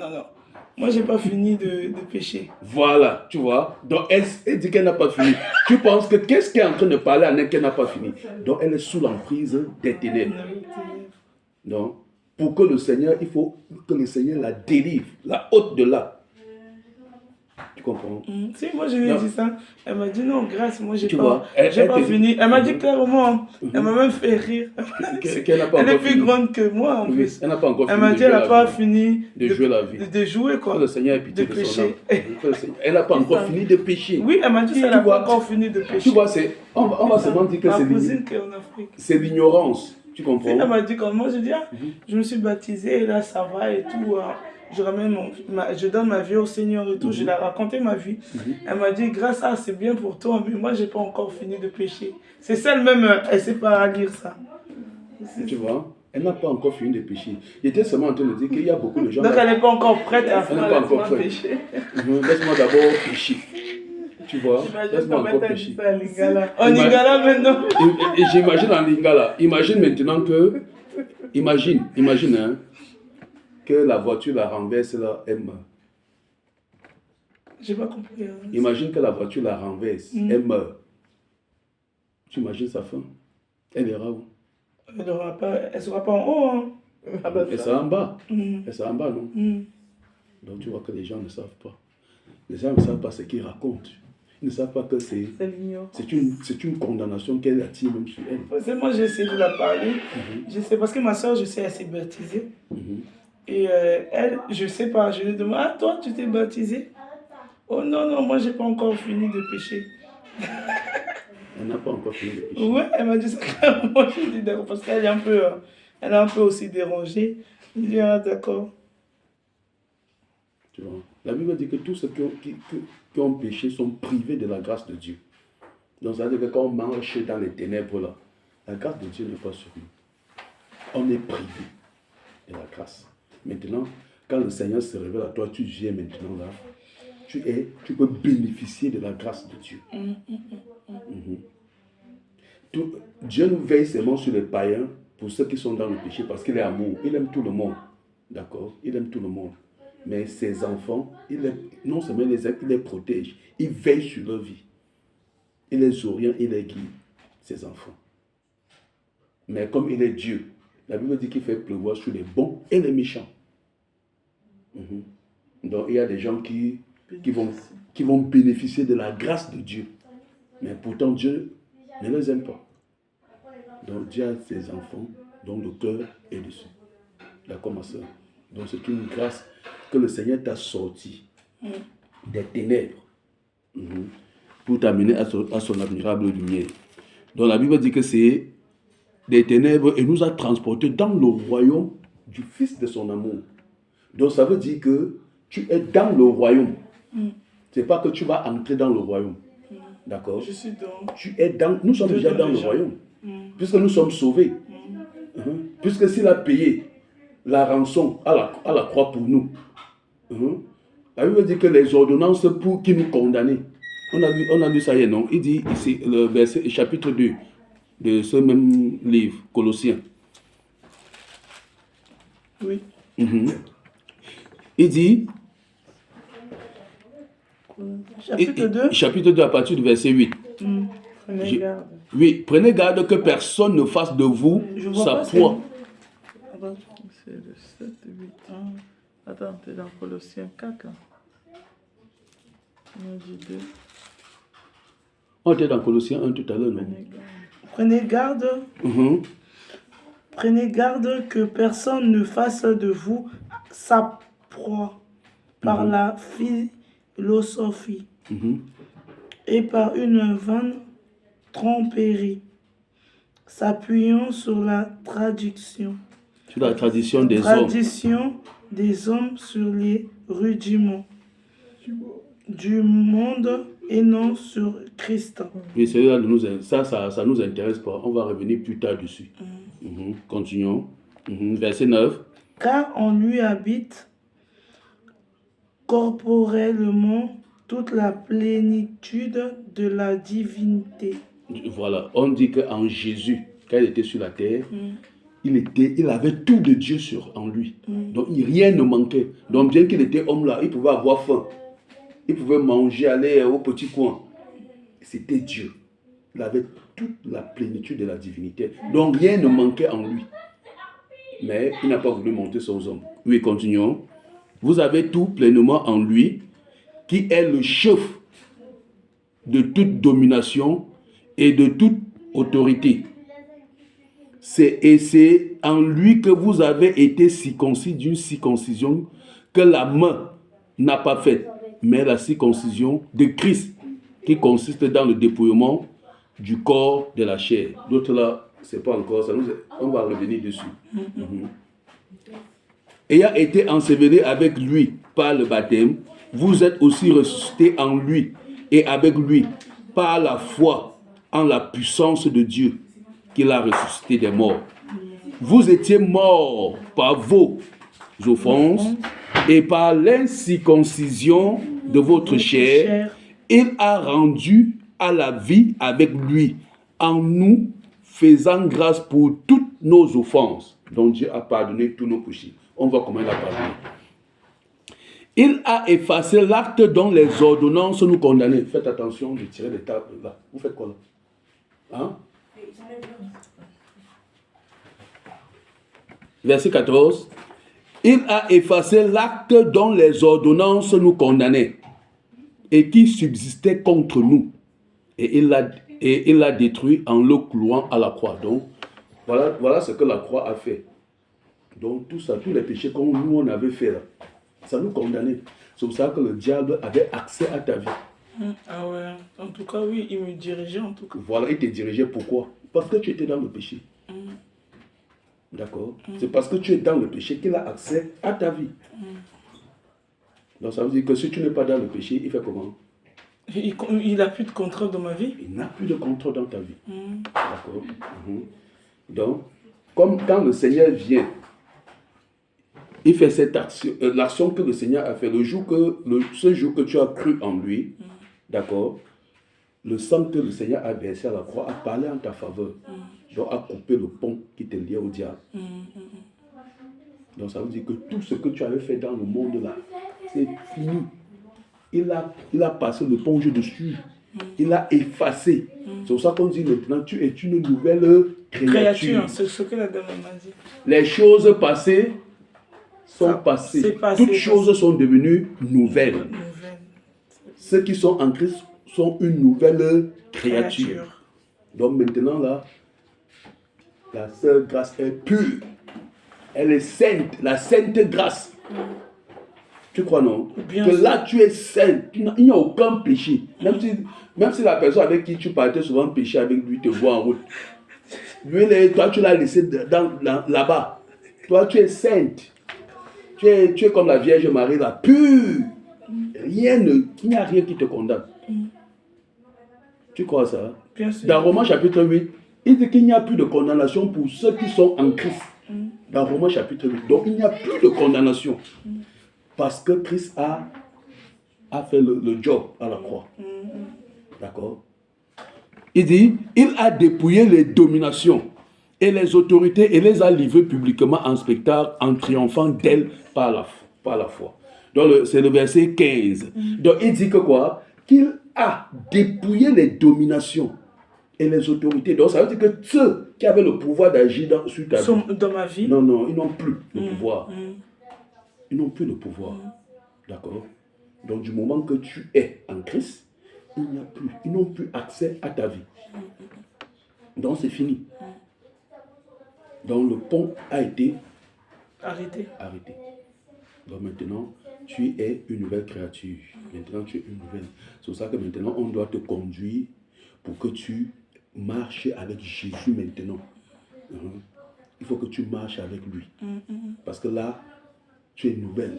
Tu es propre, clean. C'est pour ça que Jésus est bien. Jésus a fait de nous des hommes bien. Donc tu marches comme ça, tu n'as pas de péché.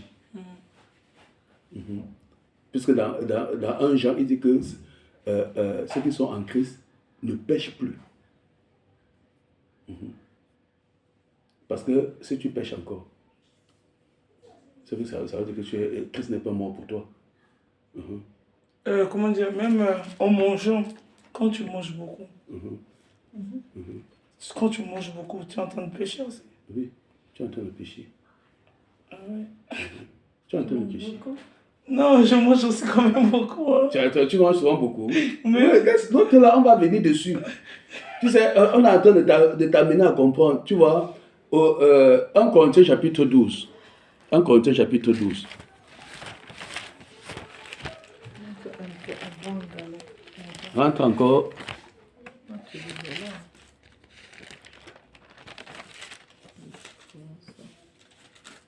Ça, c'est 2 Corinthiens.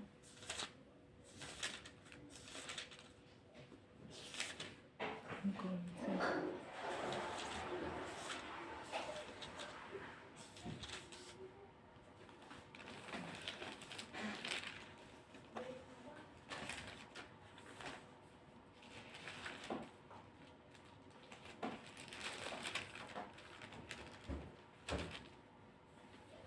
Tu es dedans, hein? Voilà. Lis-nous le verset 12 et 13. le verset 12 et 13. 13 et 14 aussi.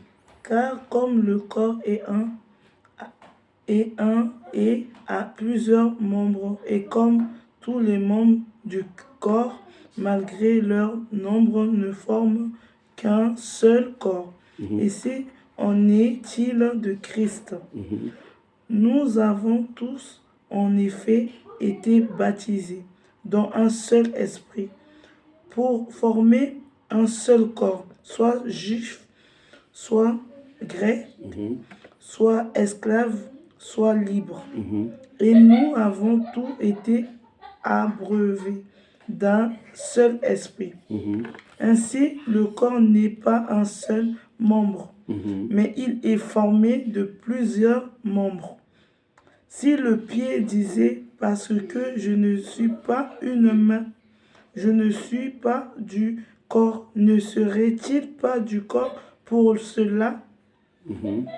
Et si l'oreille disait, parce que je ne suis pas un oreille, je ne suis pas du corps, ne serait-elle pas du corps? Pour cela, si tout le corps était oreille, où serait l'ouïe? C'est bon. Non, c'est bon. C'est bon, ma soeur, c'est bon comme ça. Donc, il est en train de dire que nous avons été tous baptisés. On a nous tous le corps. On a tous reçu le baptême.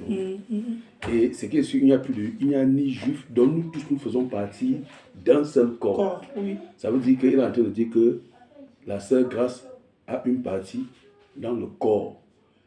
D'accord? Dans Colossiens chapitre 1, verset 18, et c'est seulement verset 18, il est dit là-bas que Christ est la tête de l'Église.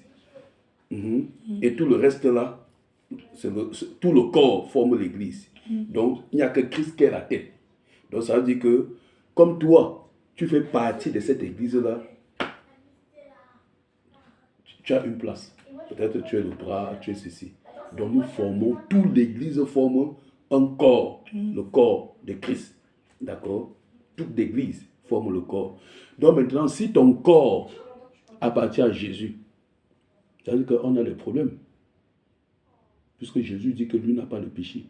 Donc ça veut dire qu'on doit faire attention de notre corps, de la façon dont on utilise son corps. Parce que dans 1 Corinthiens chapitre 6, rentrez juste un peu. 1 Corinthiens chapitre 6, oui. Le verset 19 et 20. Chapitre 6. Oui, verset 19 et 20. Oui.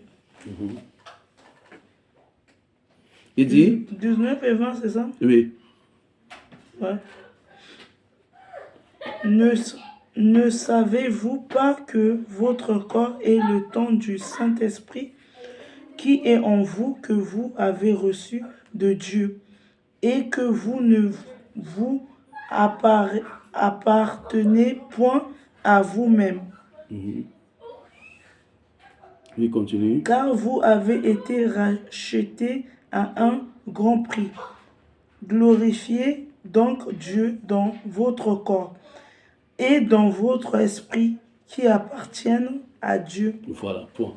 Donc, il est en train de dire ici que ne savez-vous pas que votre corps est le temple du Saint-Esprit? Ça veut dire que votre corps appartient à Dieu. Il dit quoi? Il dit, qui est en vous, que vous avez reçu de Dieu et que vous ne vous appartenez plus. Ça veut dire que grâce, comme tu croyais que tu t'appartenais à toi ou bien à quelqu'un, maintenant tu appartiens à Dieu. Oui. Donc ça veut dire que si tu appartiens à Dieu, Faites aussi avec le corps. il faut faire attention avec le corps. Parce que tu ne t'appartiens plus. Il dit que, tu vois, c'est pour ça que je prenais pour dire, il a versé. Si tu vois comment on l'a cloué. Donc, tu vois, Jésus, il a été mis sur la croix. C'est comme ça. Après, on lui a coupé, on lui a mis des pieds. Voilà, on a pris le clou. Aujourd'hui, quand tu te blesses seulement, ça te fait tellement mal. On a mis là, on a tapé, bam! Quelqu'un crie comme ça, bam! Et dit, c'est pour grâce que je crie comme ça. Tu as compris un peu? Il disait que c'est pour grâce que je souffre comme ça. On a pris là, on a les pieds, on a croisé, on a mis, bam! C'est la vérité. On a pris une couronne d'épines. D'épines ici, on a enfoncé sur sa tête. Jusqu'à ce qu'il meure. Dans cette douleur, dans cette souffrance-là, il le faisait pour chacun d'entre nous. C'est pour ça qu'il dit ici, car vous avez été rachetés à un grand prix. Bon. Tu peux évaluer le prix de ce rachat-là. Ah, c'est beaucoup, hein. Tu peux évaluer à combien? 10 millions? Non, d'euros? plus que ça, c'est des milliards. Même des milliards. Enfin, tu vois un milliardaire, imagine un milliardaire qui est sur un lit, qui veut mourir, qui est malade. Imagine qu'il a un cancer. Il est prêt à changer tous ses milliards pour que le cancer finisse. Puisque c'est que s'il est guéri, comme il a la sagesse, il va travailler encore pour avoir des milliards, parce que l'argent, c'est rien. Tu vois? Donc ça veut dire qu'avec l'argent, on ne peut pas acheter la santé. Oui, tu ne peux pas acheter la mort. Tu ne peux pas acheter la mort, tu ne peux pas acheter la santé. On n'est rien. Voilà. Donc ça veut dire que ce que Christ a fait, même si tu vends tous tes biens. Même les présidents, même un président, quand il meurt jamais avec l'argent. Voilà. Tu comprends? Il laisse tout. Moi, j'ai jamais entendu une personne est morte avec des choses. Hein. J'ai jamais entendu. Il y avait un témoignage que ma soeur m'a raconté tout à l'heure. Elle a son oncle qui est une personnalité du pays. Mais quand elle dit, il y a sa tante qui est allée le voir à l'hôpital. Elle-même a dit que mais, si c'est la fin comme ça d'un homme, puisqu'il était puissant, il a l'argent. Ton frère? Son oncle. Ton oncle? Oui. Il a l'argent. Mais est-ce qu'il peut alors acheter la santé avec?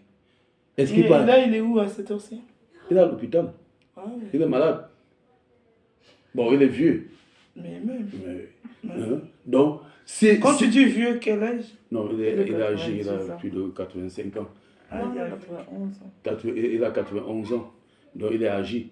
Donc, tu vois que avec tout l'argent qu'il a, s'il pouvait devenir encore petit, c'est qu'il devait donner tout son argent pour redevenir petit, parce qu'il sait qu'il a la sagesse, il va reprendre remonter. ça. Mais il ne peut pas. Mais il peut pas. Imagine que tout son argent, s'il ne connaît pas Jésus, il meurt, il va en enfer. Il va mourir. Pour l'éternité. L'enfer, c'est une réalité. Ça existe. Les gens croient que ça n'existe pas. S'il y a des prisons, quand tu fais quelque chose, si on te met en prison, il faut savoir que c'est à la fin, il y a une prison qui est préparée pour ceux qui ont fait du mal sur la terre. Maintenant, les gens qui n'ont pas fait du mal. Les gens qui n'ont pas fait du mal. Bon, qui n'a pas fait du mal? Non. Dis-moi un peu qui n'a pas fait du mal. Non. Exemple, les gens qui sont avec Dieu. Ils ont reçu Dieu. Jésus-Christ. Non, c'est ça qu'il dit qu'il nous a sauvés. Il nous a sauvés. Maintenant, les gens comme moi, comme ça. Oui. On va aller où? Non, toi tu vas aller au paradis parce que Jésus, tu as accepté Jésus de ton vivant. Oui, c'est ça que donc ça veut dire que tout le mal que tu as fait avant de le connaître, il a effacé tout ça. D'accord. C'est ça que je voulais savoir. Voilà. Non, tout ton mal a été effacé. Maintenant, les gens qui n'ont pas reçu Jésus, qui sont en ignorance, ils sont en train de vivre comme ça, je me réveille, Voilà. ils vivent sans penser qu'il Sans penser existe. Jésus est là. Ils ne prient pas, ils ne font rien, ils sont coincés Voilà. dans le noir. Mhm. Maintenant, les gens là, ils vont aller. S'ils ne se répandent pas jusqu'à ce qu'ils meurent, Mais ceux ici, ils font rien, ils sont toujours pareils. voilà, s'ils sont pareils, la Bible dit que la colère de Dieu va descendre sur eux. Ils iront en enfer. D'accord. Si tu lis dans Luc chapitre 15, on parle de l'histoire de Lazare et de l'homme riche. D'accord? Donc c'est une histoire qui est là-bas. Donc on dit qu'il y avait un homme qui était très riche sur la terre. Luc combien? Luc chapitre 15.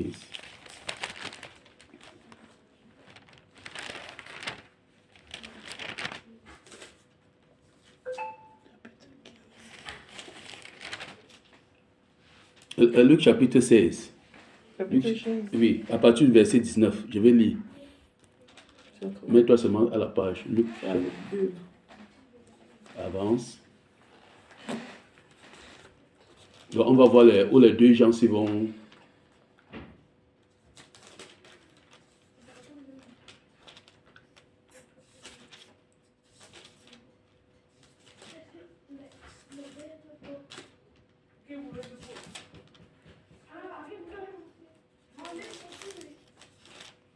Ah, 15, 16. 16, oui. Voilà, suivez le verset 19. Sans faire la lecture C'est aussi. Mhm. Verset 19. Luc 16, verset 19. Ok, tu n'étais pas. Non, cherche la page, tu n'es pas là.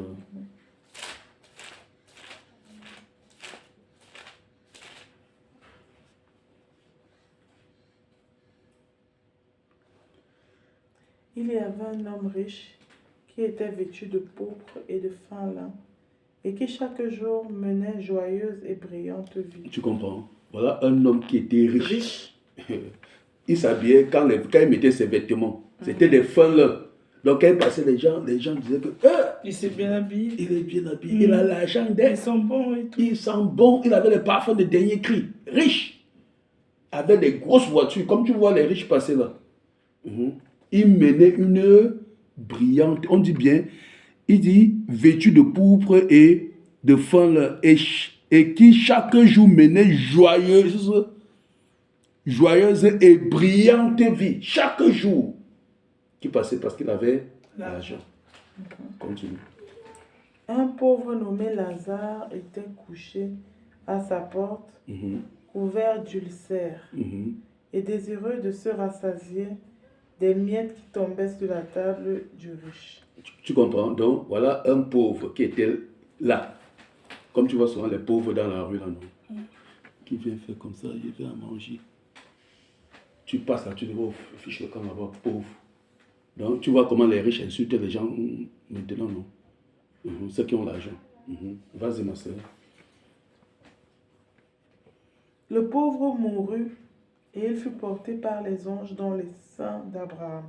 Il fut porté par des anges. Le pauvre. Continue. Le riche mourut aussi, et il fut enseveli.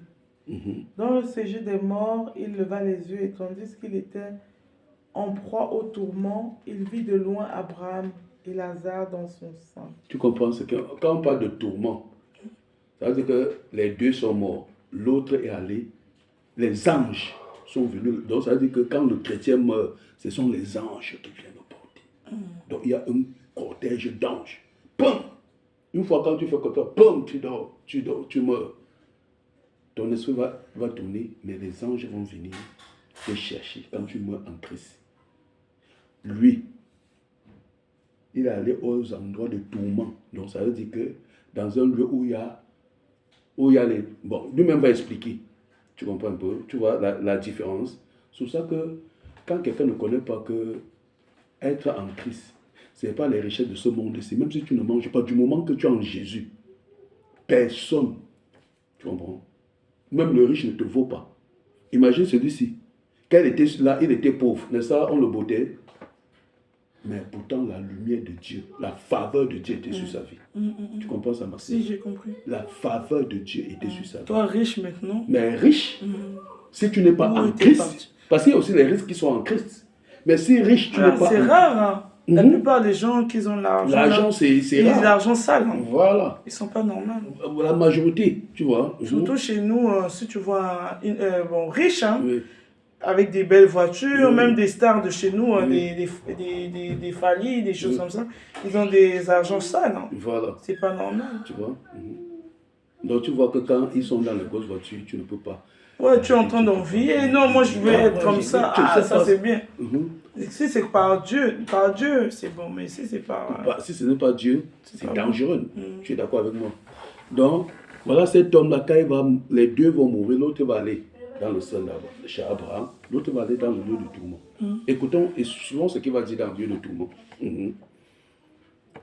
Il s'écria, Père Abraham, aie pitié de moi et envoie Lazare pour qu'il trempe le bout de son doigt dans l'eau et me rafraîchisse la langue. Bon, sur la terre, il buvait quoi? Le champagne.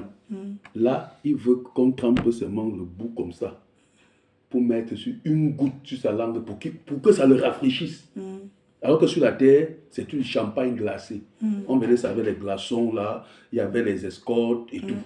Là, il veut une seule goutte, donc pour dire que où il est là-bas. La chaleur qui est là-bas. Bon, on imagine que la chaleur qui est là-bas. Il veut une seule goutte. Continuons. Car je souffre Cruellement dans cette flamme. Dans cette flamme. Donc, il est dans le feu. Il souffre cruellement. Mais il ne peut pas mourir. Imagine. Donc, c'est un feu. Mais ça te brûle, tu ne meurs pas. Ah ouais. Tes habits ne se consument pas. Donc, ça ne va pas brûler. Donc, tu sens seulement la chaleur. Ah ouais. Ok, ma soeur. Est-ce que tu as vu? Il est mort. Il n'est pas mort. Il n'est pas mort. Il parle, non? Oui. Il veut se rafraîchir. Il a dit que la flamme là, ça déteint. Non. Il dit que je souffre cruellement. Donc, quand on dit cruellement, ça veut dire que c'est un degré que lui-même n'arrive pas à expliquer. Donc, c'est un degré de souffrance qu'il n'arrive pas à expliquer. Il dit que si on pouvait seulement donner une seule goutte, donc même là-bas, l'eau, il n'y a pas. Il n'y a pas l'eau. Ah, c'est dur là-bas. Ah, voilà. C'est pour ça que tu comprends que c'est dur. C'est pour ça qu'il faut savoir le prix que Jésus a payé sur la croix pour nous. Il a payé un grand prix. Parce qu'il sait ce qui nous attendait là-bas. Il est venu, il a dit que non, ses enfants ne peuvent pas aller là-bas. Il est mort. Il a résolu le problème. Donc, la contrepartie, la rançon qu'il fallait payer, il a payé de son sang pour nous sauver des ténèbres. C'est ça qui est glorieux. Tu comprends, ma soeur? Donc, même si tu n'as rien sur la terre, du moment que tu as Jésus, tu as tout.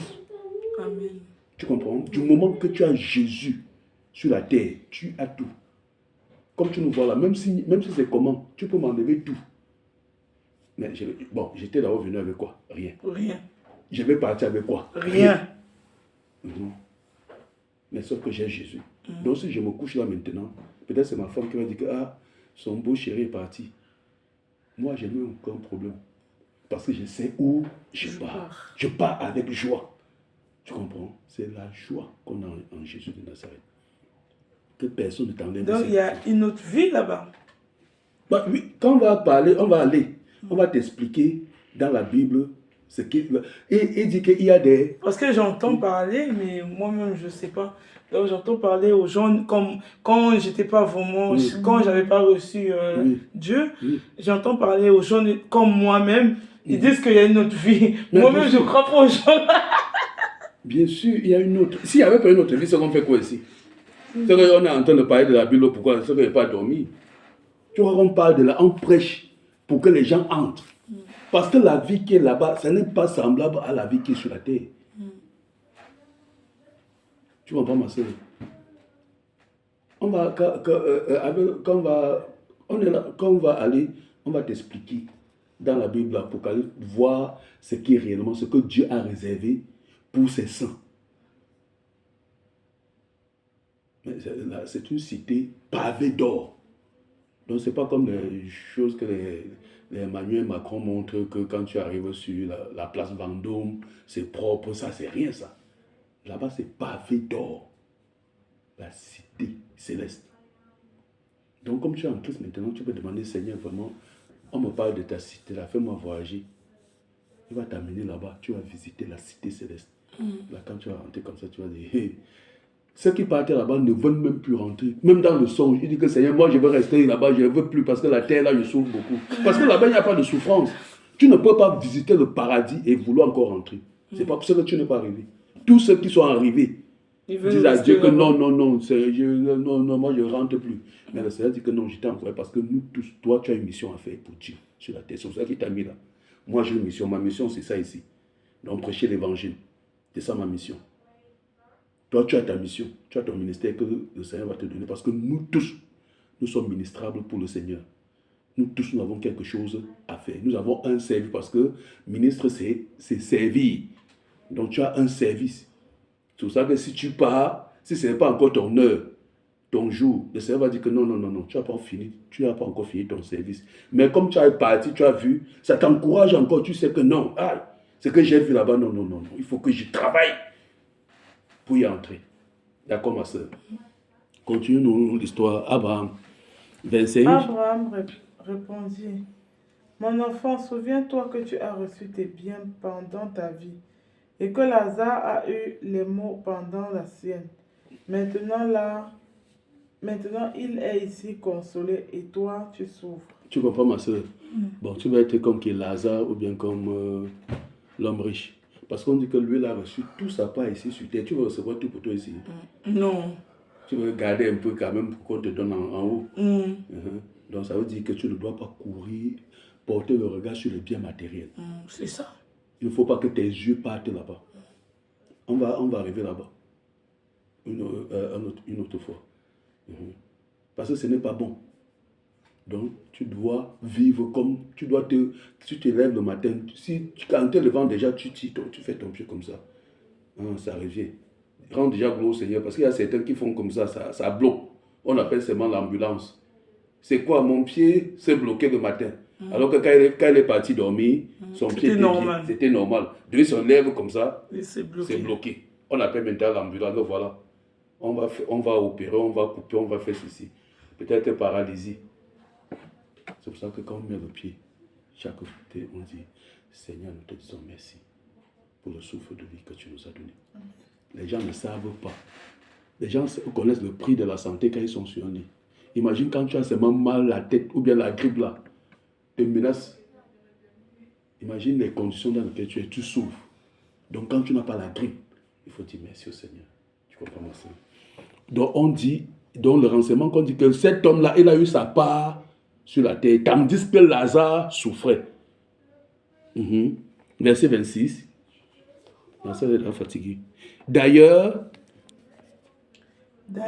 il y a entre nous et vous un grand abîme, afin que ceux qui voudraient passer d'ici vers vous ou de là vers nous ne puissent le faire. Tu comprends? Donc la séparation, donc tu ne peux pas être au paradis. Même si tu vois ta mère là-bas, tu ne peux rien faire. Tu ne peux rien. Tu vas faire comment? On dit qu'il y a un grand abîme. Donc même si tu veux aller là-bas, tu ne pourras pas. Tu vas seulement dire, descendez, allez dans vos chars, vite.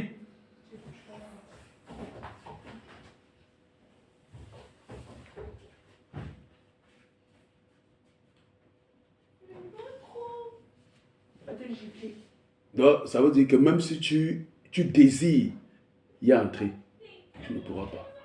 Même si tu veux faire quelque chose, tu ne pourras pas. Continuons, on va voir ce qu'il va le dire.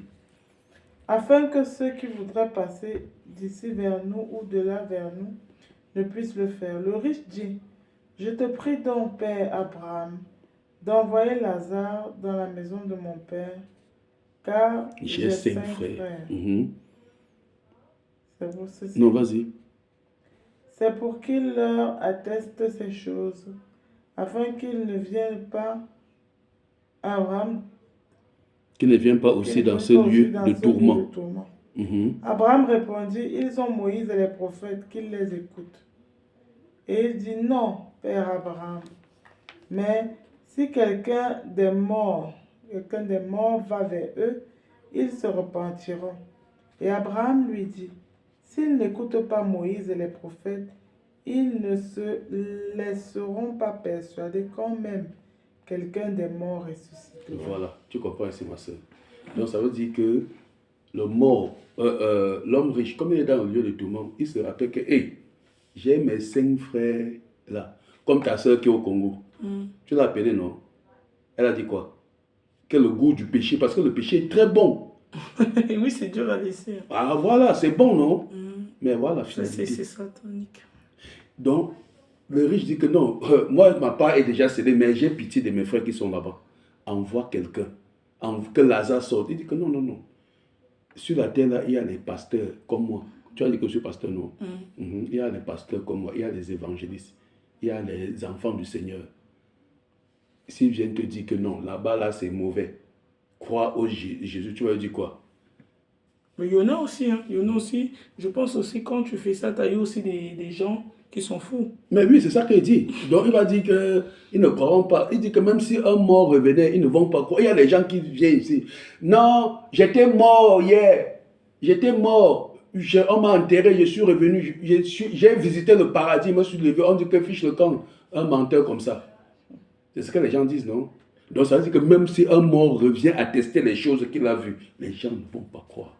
Donc, il dit, de toute façon, on s'en fout. Il y a les prophètes, il y a les évangélistes, il y a les pasteurs sur la terre qui annoncent l'évangile. Tu vois combien j'ai annoncé dans le parc là-bas? Oui. J'ai annoncé, je passe là-bas tous les jours. Hein. Ils pensent tout. J'annonce, les gens me chassent. Il y a d'autres qui me poursuivent avec le caillou. Ah ouais? Ah oui, oui.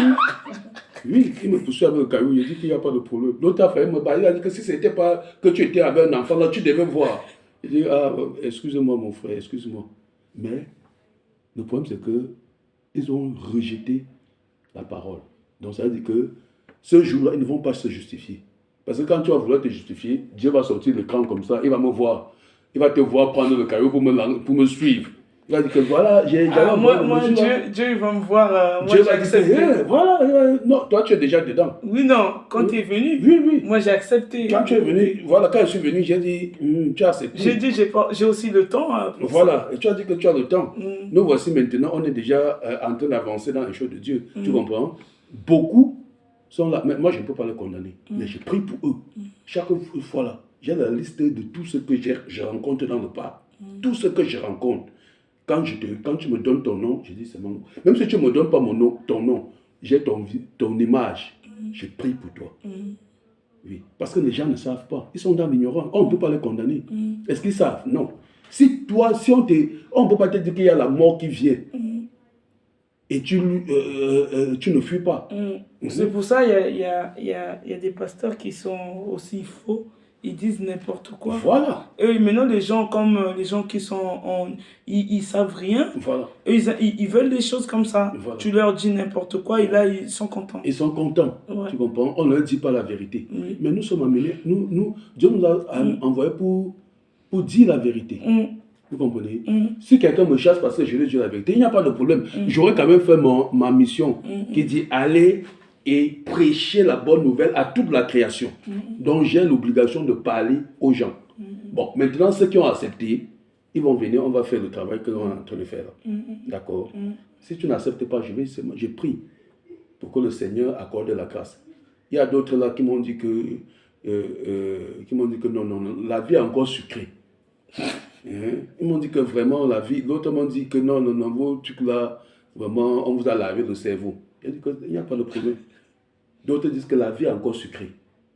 Il n'y a pas de problème. Tu comprends, ma soeur? Donc, c'est ça.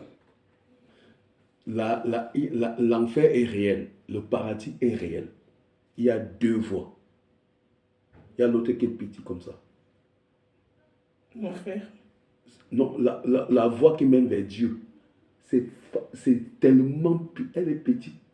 Et il y a beaucoup de problèmes sur la voie là.